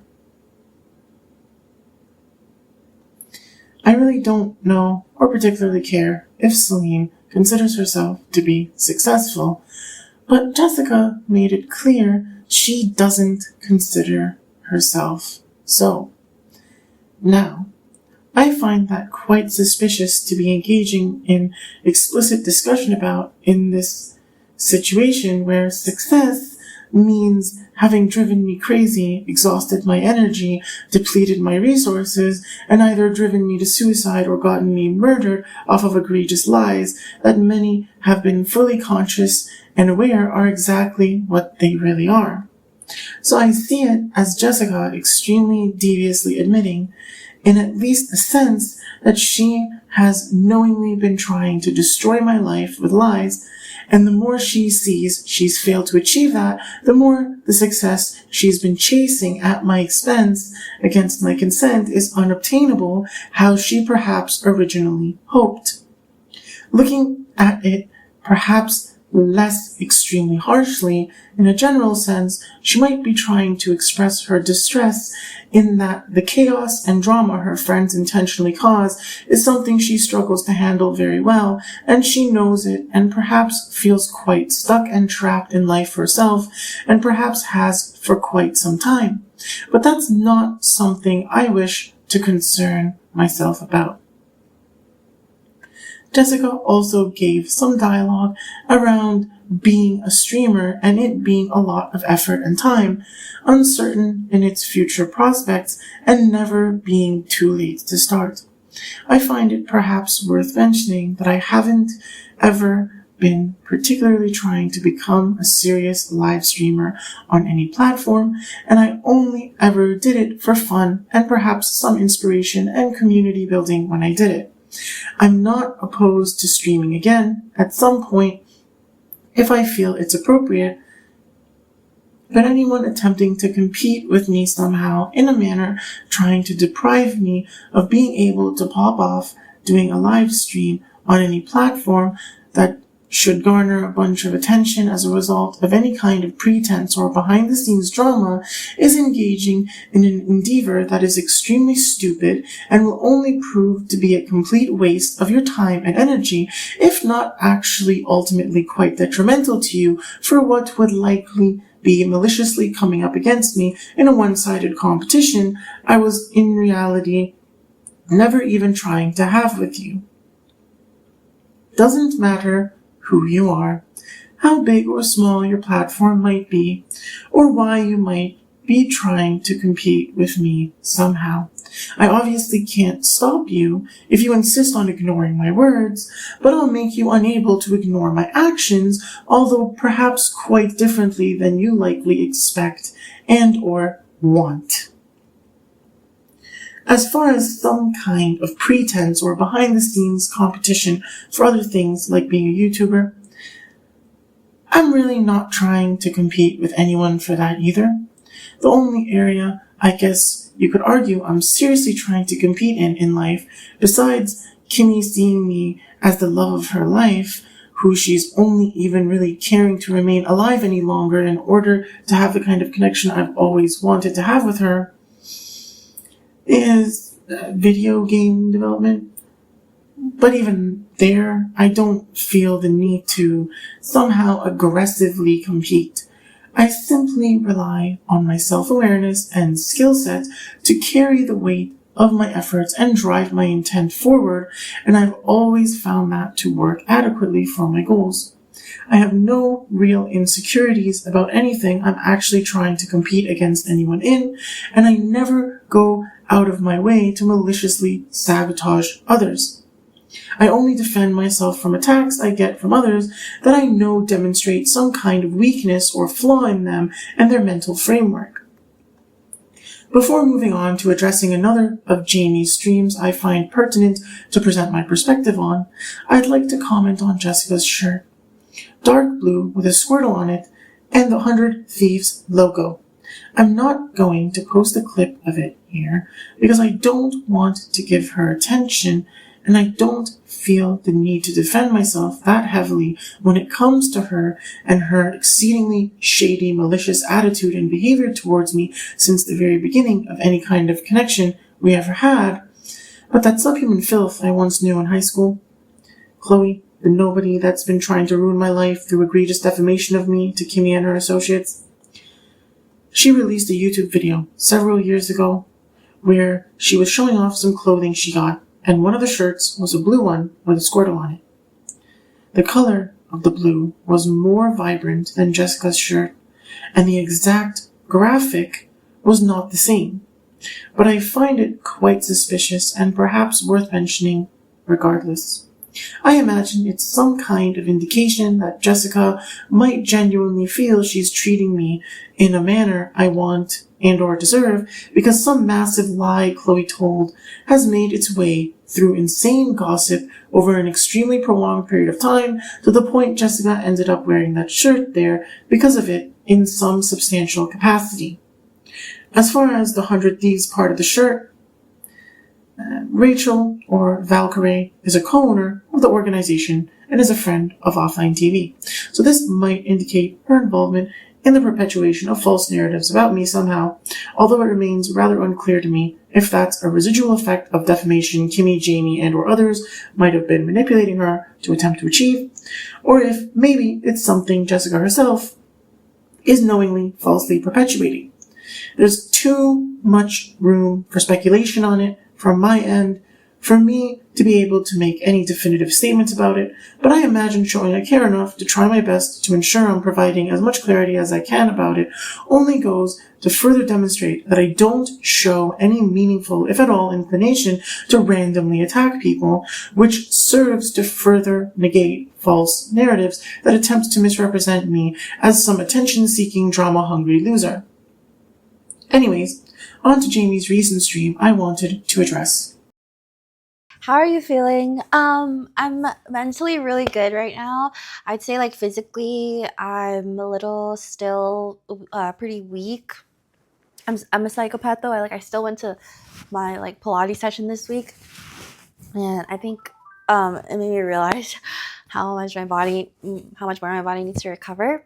But yeah, la boo boo, la boo la boo la boo boo. It's really bad once you start buying them. Yeah, maybe I have one Labubu, and then I tried to get Aria the Coca-Cola Labubu for her birthday.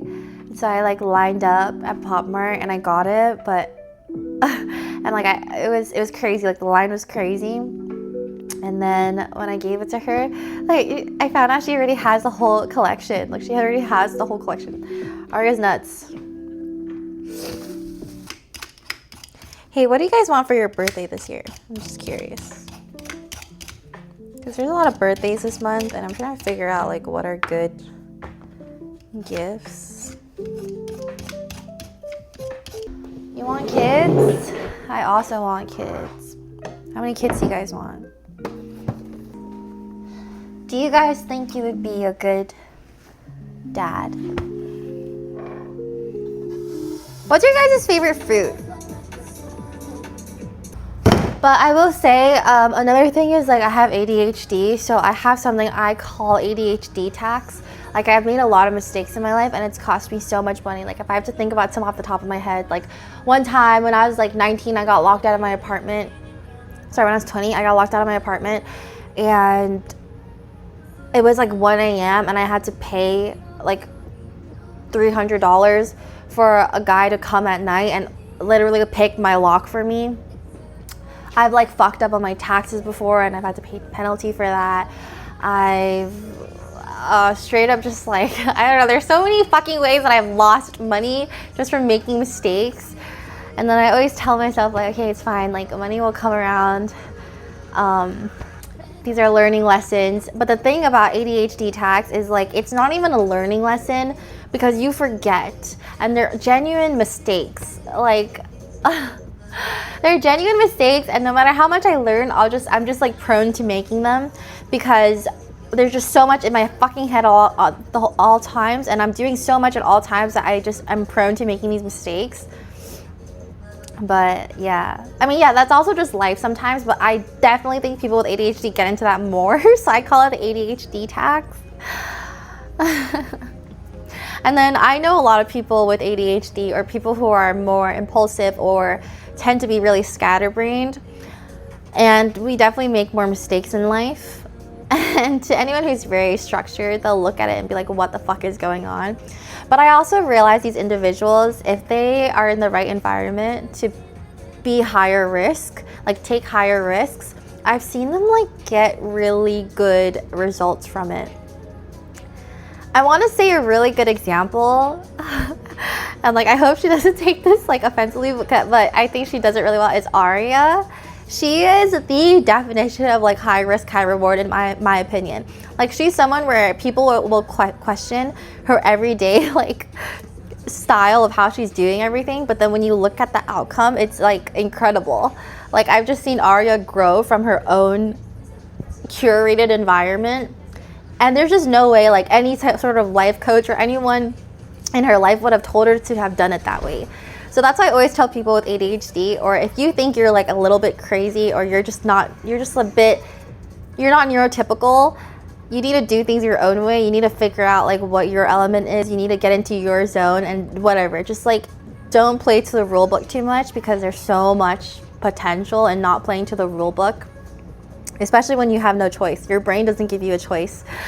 So yeah, I think I'm very similar, but I look a lot more structured. But I definitely do not play by the rule book either. And it's like it's eaten. What's that phrase called? It's eaten me in the ass.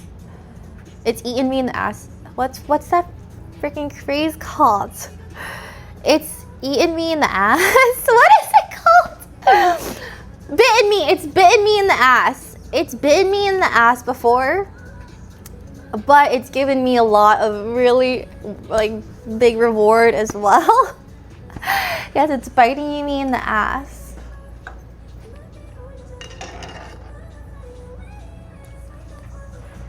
I love the idea of like everyone fucking like going like partying fucking hard. So when I say I'm like an extroverted introvert, I'm an introverted extrovert. I don't like talking. I just like to party. And then if I do talk, it needs to be like substantial conversation. It has to be like I like deep theoretical conversation. I like talking about interesting things. I cannot fucking talk about like I don't know. I don't like talking in general. But if it's something really like interesting, that's why I either really like I really like huge groups. Like if you put me at a party with like 80, 100 people, I'll be fine. I can flourish there. And I really like one-on-ones and small groups. So like groups of like 1 or 2 or 3 or 4. Sorry, groups of 2, 3 or 4. But I think my biggest nightmare, I fucking hate going to things that are like 12 people, because like that's just enough people where you should talk to everyone, but it's too many people for you to get deep with anyone. So I feel like days where I have to meet up with like 10 to 15 people, it's like so weird, especially if you're not close to everyone. If you're close to everyone, it's really fun, but if you're not, like say you're going to like, a little networking event and it's like 15, 16 people, it's like oh, it's hard. That's like my least favorite. But I like really big groups or one-on-one or small groups like 2, 3, 4. But yeah.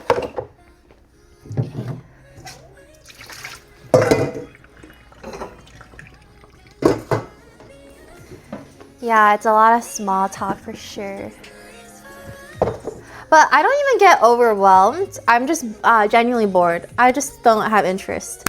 So like I usually don't get socially overwhelmed. That's why I say like I'm still extroverted, because I'm quite comfortable. It's more so like if I'm in an environment where I don't have interest, I'm just like the thing is I won't sit. I'm not the type of person, like I kind of admire this in introverts.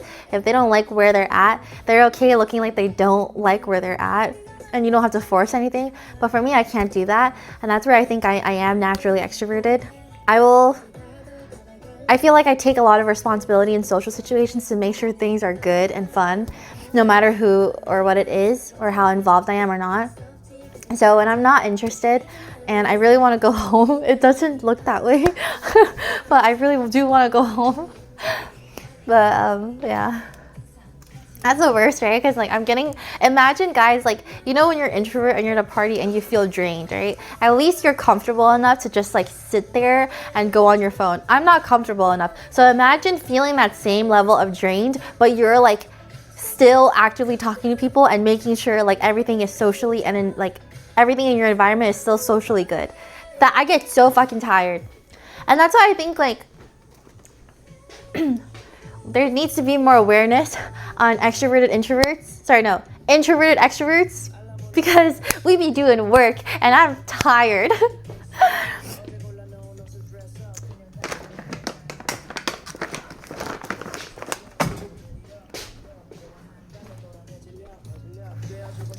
But the thing is, if I have interest, like I'm in an event that I really, really like have interest in, I'm so happy. I'm like flourishing and happy. And yeah. I'm not socially awkward. I am not socially awkward. Sometimes. I'm not socially awkward, am I? No, I'm not.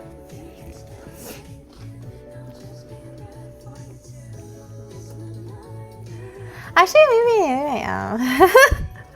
Not you guys gaslighting me.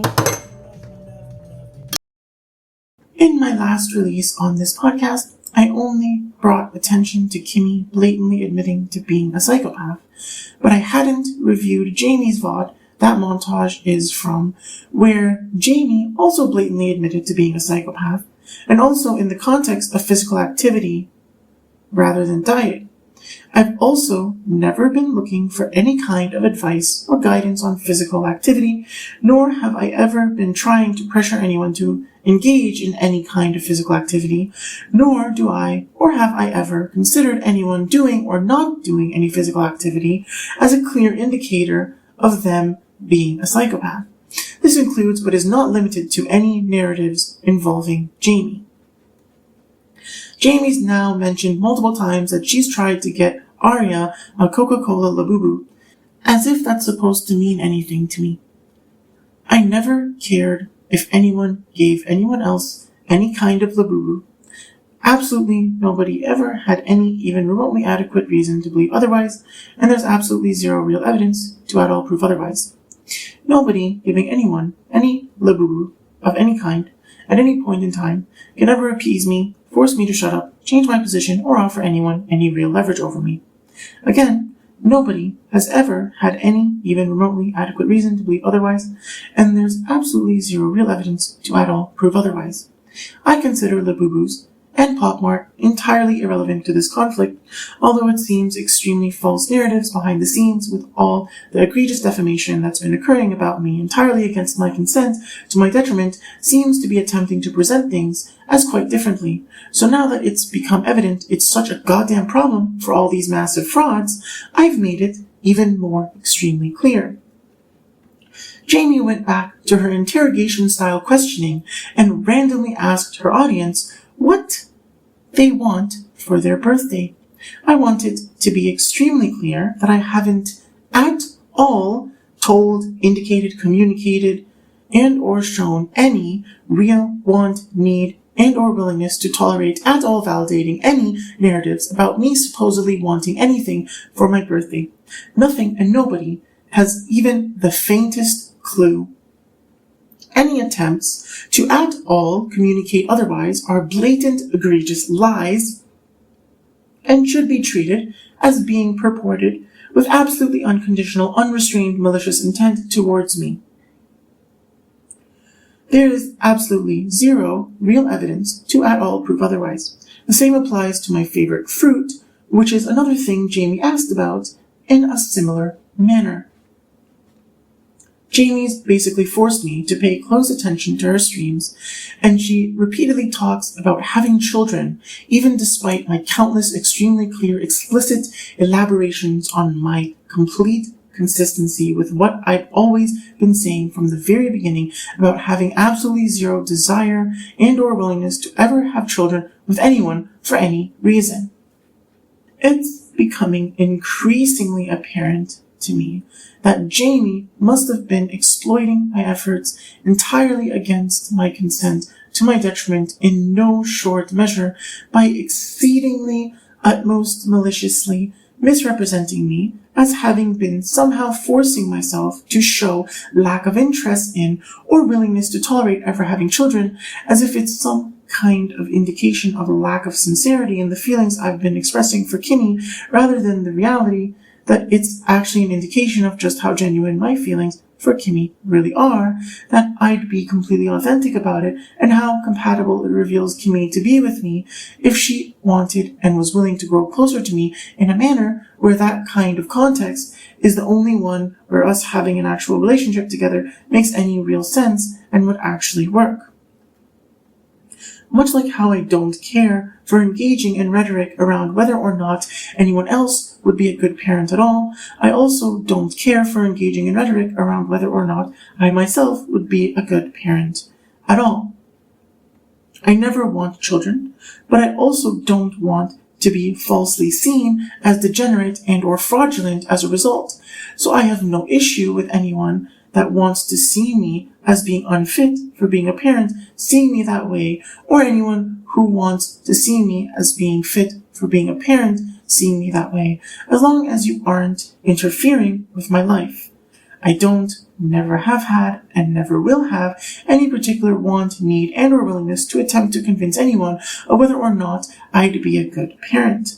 The only reason I'd ever care to even engage in any kind of rhetoric relevant to the topic is if it seems like misperceptions about me in relation to it are blocking me from living the kind of life I truly want, like if a piece of garbage like Jamie is trying to extremely deviously, utmost maliciously exploit my supposedly being different from how I assert myself to be on this podcast in order to endlessly perpetuate extremely detrimental circumstances onto me that she thinks she can control and exploit me through, as she's extremely, clearly, fully consciously and intentionally been trying extremely hard to trap me into a life of endlessly being perpetuated entirely against my consent to my detriment.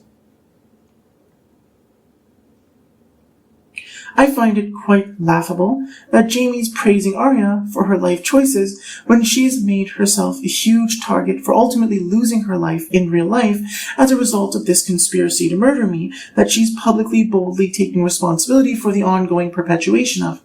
Arya is effectively, publicly, officially, actively, blatantly attempting to cause the cessation of my physical existence in real life for what is demonstrably the furthest thing possible from anything even remotely sanely resembling good and or adequate reason to do so.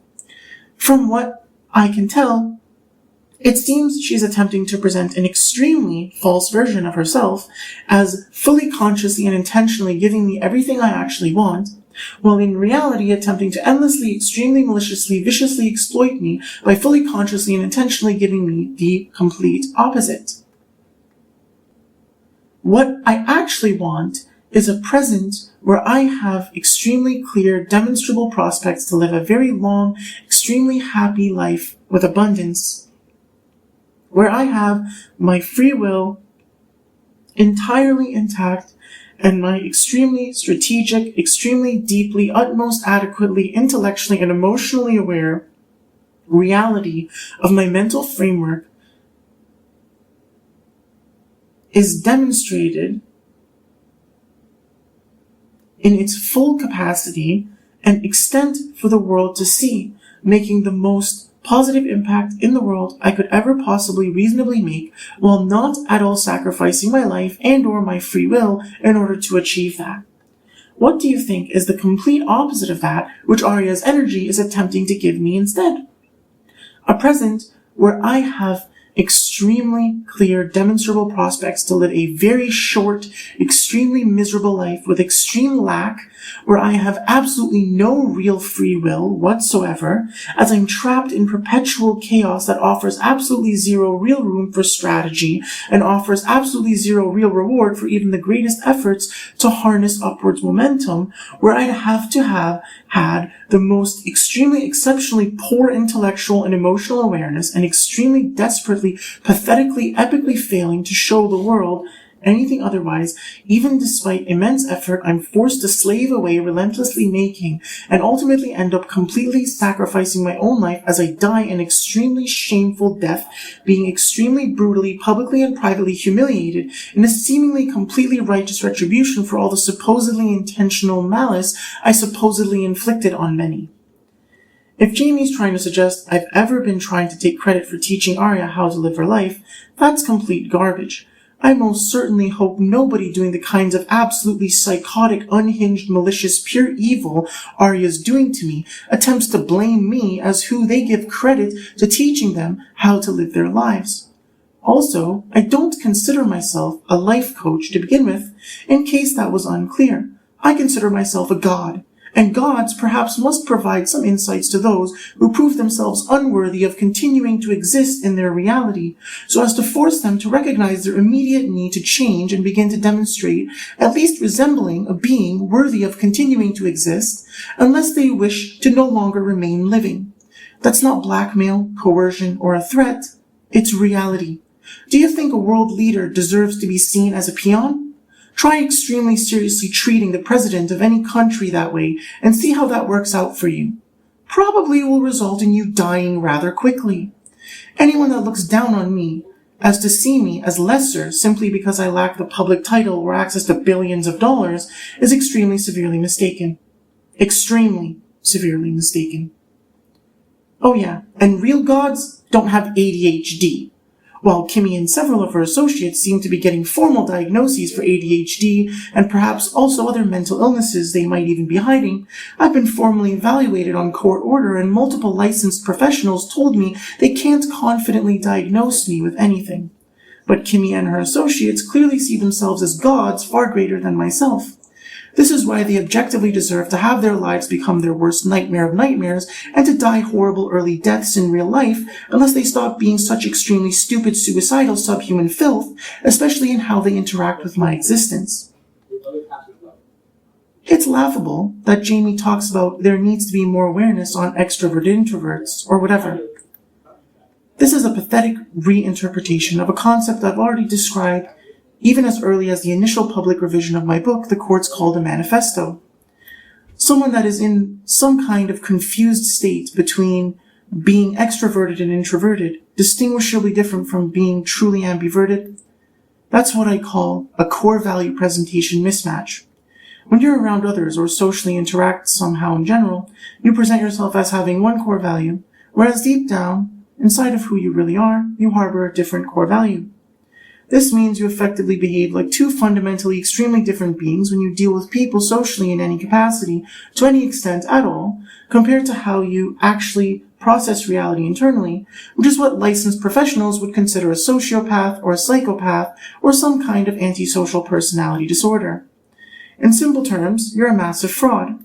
At best, you're just extremely weak and stupid, and at worst, you're an extremely deviously, egregiously offensive serial killer, rapist, pedophile. Jamie, Lily, and Arya are all clearly somewhere in the middle between those two extremes. Competent and intelligent enough not to be a complete slave to the system, but not powerful enough to be some billionaire who faked their death to go have pedo parties with other billionaires, constantly leveraging their blackmail on each other and other resources available to them. It seems to be starting to make more and more sense to me how Jamie, so extremely deviously, fully consciously and intentionally exploiting my energy so immensely for so long, fully consciously and intentionally, entirely against my consent to my detriment, ended up bringing my attention to Jason, who actually seems to me like someone I'd probably get along with all right if I cared to engage with him somehow. She saw how I didn't care for any behavior at all compromising my integrity or even simply distracting me somehow, and saw an opportunity to almost maliciously sabotage my prospects of success with the person who is most likely to be really receptive to my existence in a manner without any kind of indebtedness or excessive pretense biased in favor of Kimmy, Jamie, and or any of their associates. I decided to skim through Jason's stream he did after he got back from Paris, and noticed this strange part. Where were we supposed to go? Toronto? We just stopped by. One of Jason's friends was supposed to go to Toronto. I don't really follow Jason at all, so I really don't know if this was mentioned elsewhere, or if a reason was disclosed, but it sort of seems to me like it was for undisclosed reasons.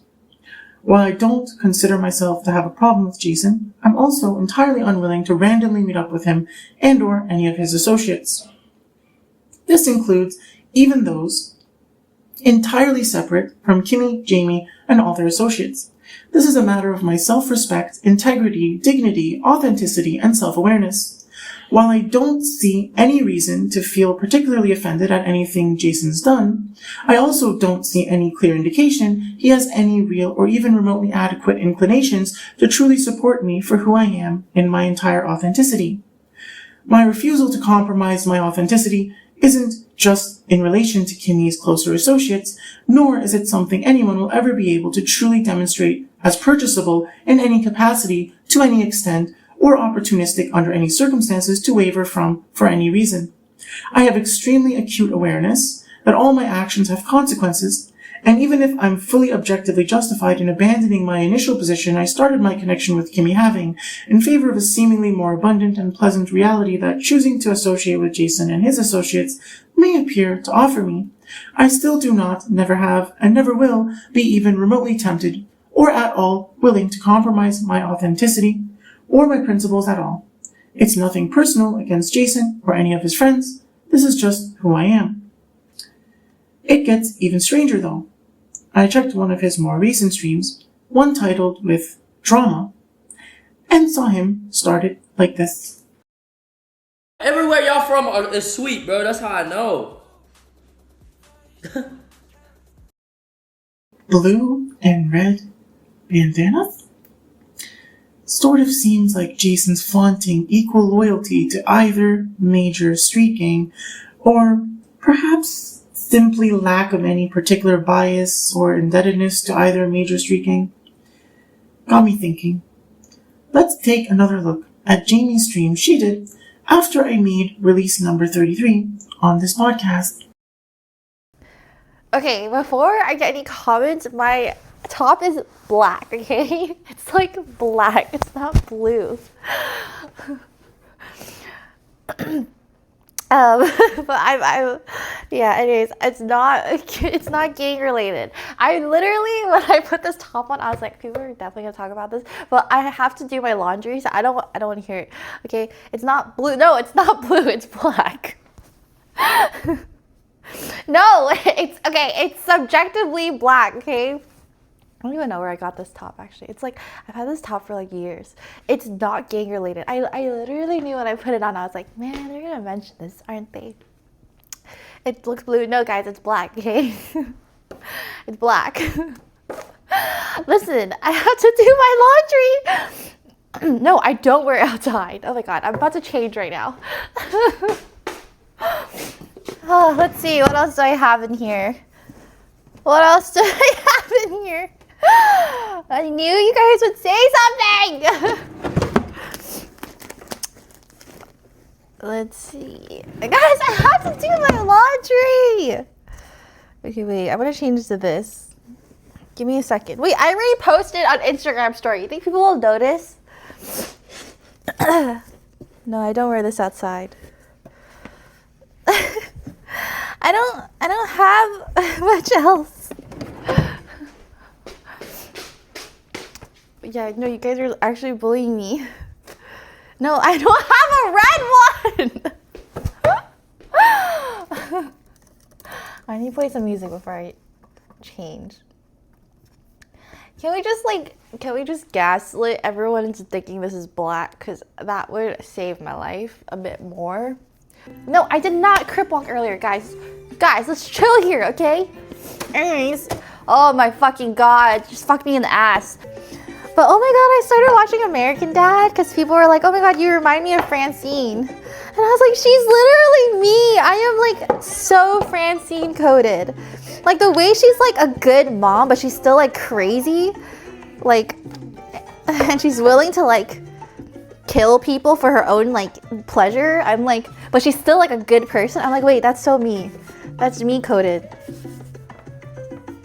Now I'm like I did like my brand vision for myself the other day, and I was like, dang, like this is what I do for other creators, but it's really nice to do it for myself. Yay! So I'm excited. And like also like I'm really happy because like it's the first time I feel like my intention is I'm so understanding of what my intention is behind my content. Like I really want to like teach you guys more about cooking and like inspire you guys a bit and make like comforting content. I think it's totally normal not wanting to climb into your bed because you have kitchen clothes on. Is that sarcasm? Because like my clothes have flour and tortilla on them, like, and like grease. Like I don't want that in my bed. No, but guys, I have a problem for sure. Like, I don't want to keep talking because I think it's gonna ruin your guys' illusion of me being like a perfect girlfriend. But like, it is so bad that I take my phone case off before I go into bed because I consider my phone case to be my phone's clothing, and I take it off. And like at least every few days I disinfect my phone and my case, but like That's how bad it is. Was that video with Fan about spicy stuff your first time meeting here? No, we actually met before, and that was our second time or third time. But that was like our first time like truly hanging out alone. So that was really fun. I want to do another stream with her. Cause you and Fan definitely clicked. We did, huh? Like I need to know if this my relationship with her is a one-sided love, because I really enjoyed our interaction. But who knows? She might just be that damn like charming and funny with everyone. So maybe I'm the one that's like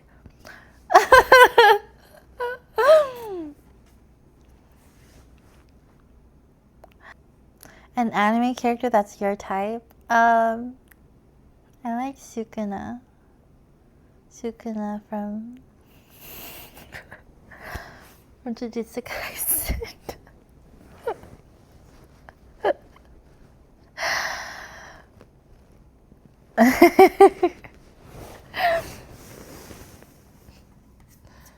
Okay, bye. Penis. Oh my gosh, thank you for the subs! 11 subs! And thank you, Matthew, for the sub. Thank you, guys. I'll take that. That's a win for me.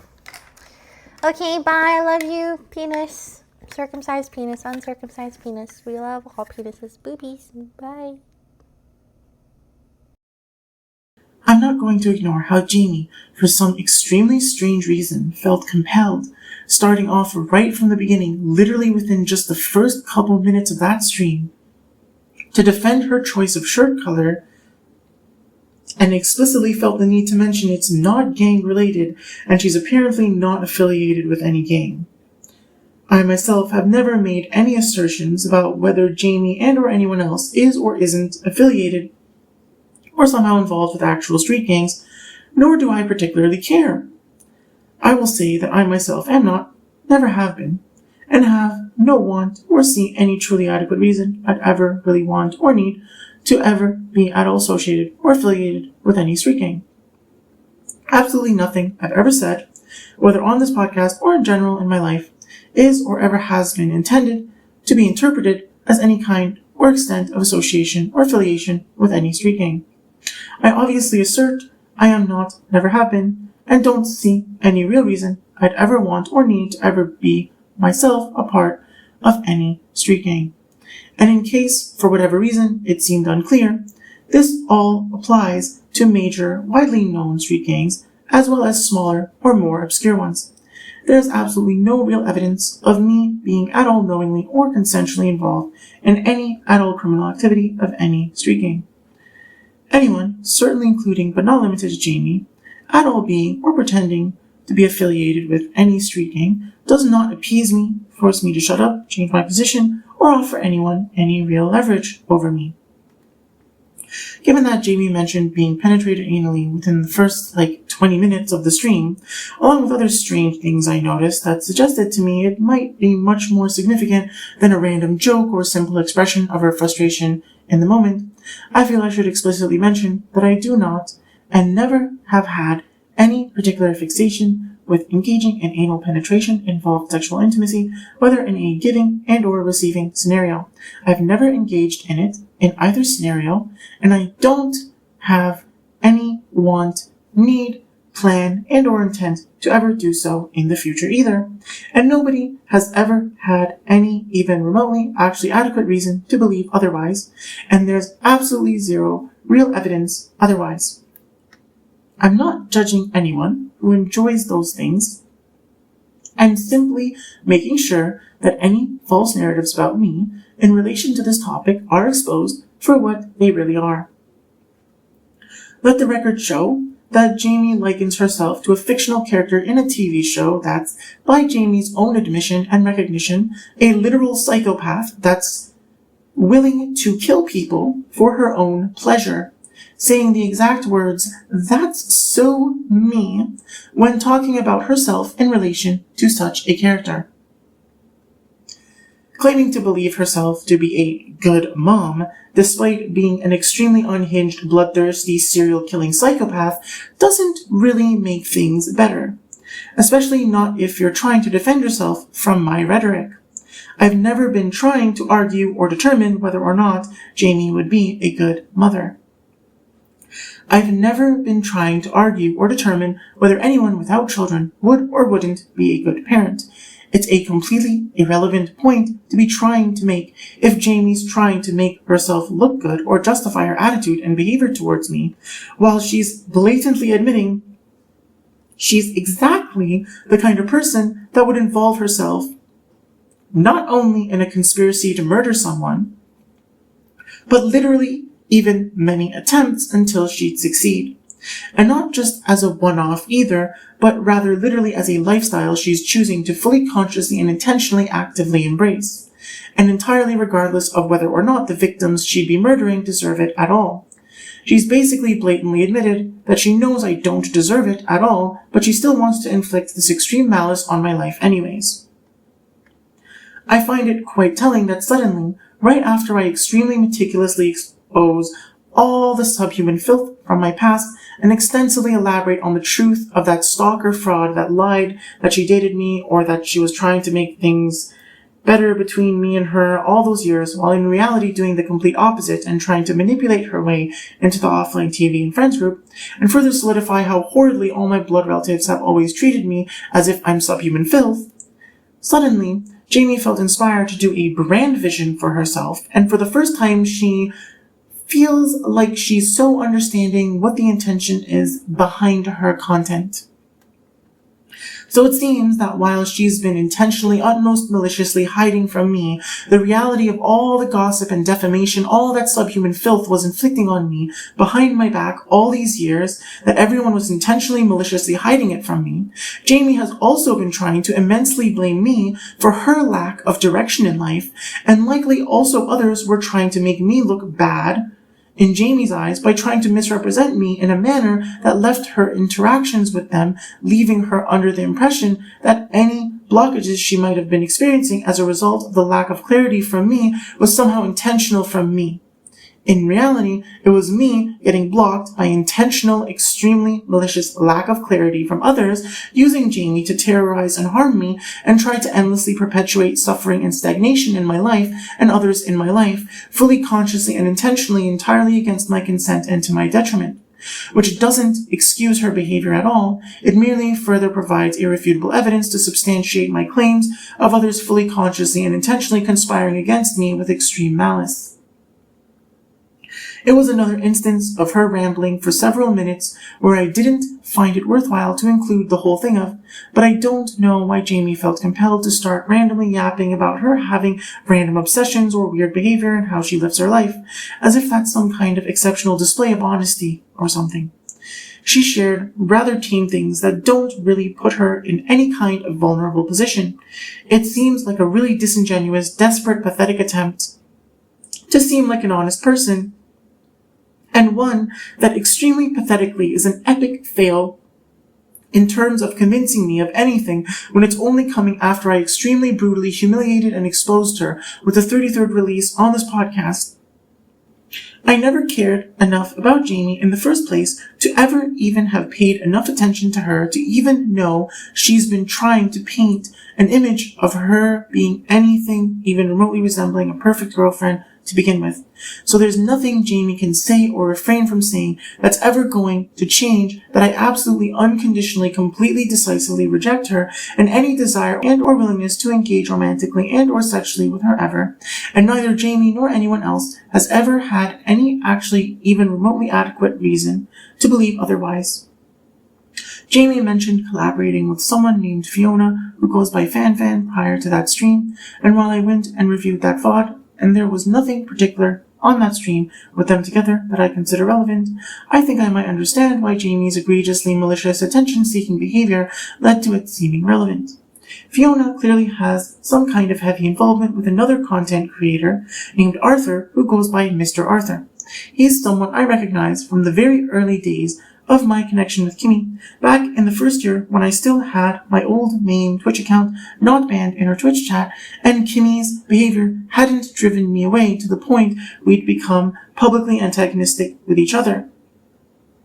I remember there was one day where Kimmy was doing this weird speed dating thing, and she ended up speed dating Arthur and ultimately doing this extremely strange thing where she dated him for that one day publicly, although it was presented as basically a joke. That was well over 7 years ago now. I've never really cared about it and didn't think anything particular of it, and I've certainly never been trying to get myself involved with Fiona, Arthur, and or any of the other people either of them heavily associate with. I am not, never have been, and never will be romantically and or sexually pursuing and or somehow else involved with Fiona, Arthur, and or any of the people they're more closely connected to, nor do I or have I ever wanted to be. Again, this isn't something I'm seeing as a personal attack on them. I'm just making sure anyone that thinks they have some kind of power or control or leverage or something like that over me because of false narratives trying to force what is in reality entirely non-consensual romantic type connections between me and others is forced to recognize that they're delusional, and any energy or whatever that has led them to such beliefs is manipulating and deceiving them, and it will ultimately only harm them for them to believe and or facilitate and or at all validate and or enable continued harm to me through those energies and or narratives and or whatever exactly it is that might have left them under such impressions. There's absolutely zero real evidence to at all prove otherwise to any of this. I've noticed this thing over time of hearing about some of the various scumbags involved in this conspiracy to murder me mentioning anime characters that are their type. I want to make sure it's extremely clear that I've never, even once in my entire life, told anyone of any anime character being my type. Anyone at all attempting to communicate otherwise is blatantly lying, and there's absolutely zero real evidence to at all prove otherwise. Nobody has any even remotely actually adequate reason to believe any anime character is my type, or that I want them to believe any anime character is my type. I'm also completely uninterested in what anime characters are anyone's type. It's effectively entirely useless information to me. I am not, never have been, and never will be trying to play matchmaker for anyone either. It always has been and always will be, and absolutely nobody ever had any even remotely adequate reason to believe otherwise.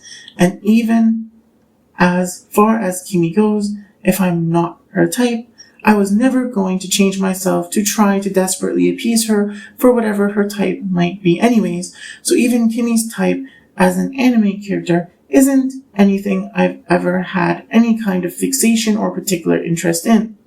Also, anyone claiming and or behaving as if they have any kind of leverage over me by obsessing over any anime character is a massive liar. Nobody showing any liking to any anime character at all appeases me, forces me to shut up, change my position, or offers anyone any real leverage over me. After all this garbage I've been forced to suffer witnessing this subhuman filth bringing my attention to in order to be able to go anywhere I actually want to go with my efforts in calling back all my energy to myself and denying these massive frauds, Kimmy, Jamie, and all their associates from endlessly feeding off my energy. Jamie ended that stream with some extremely weird thing mentioning circumcised male genitals in a really weird way. It seems to me there's definitely some kind of deeper, hidden meaning behind her trying to indicate something with exactly what random sexual thing she blurts out at the very end of her Twitch live streams. I still have no idea, really, what it might be indicating to anyone. I suppose all I have to really meaningfully say about it is that absolutely nothing Jamie could ever randomly blurt out at the end of her streams would ever appease me, force me to shut up, change my position, or offer anyone any real leverage over me.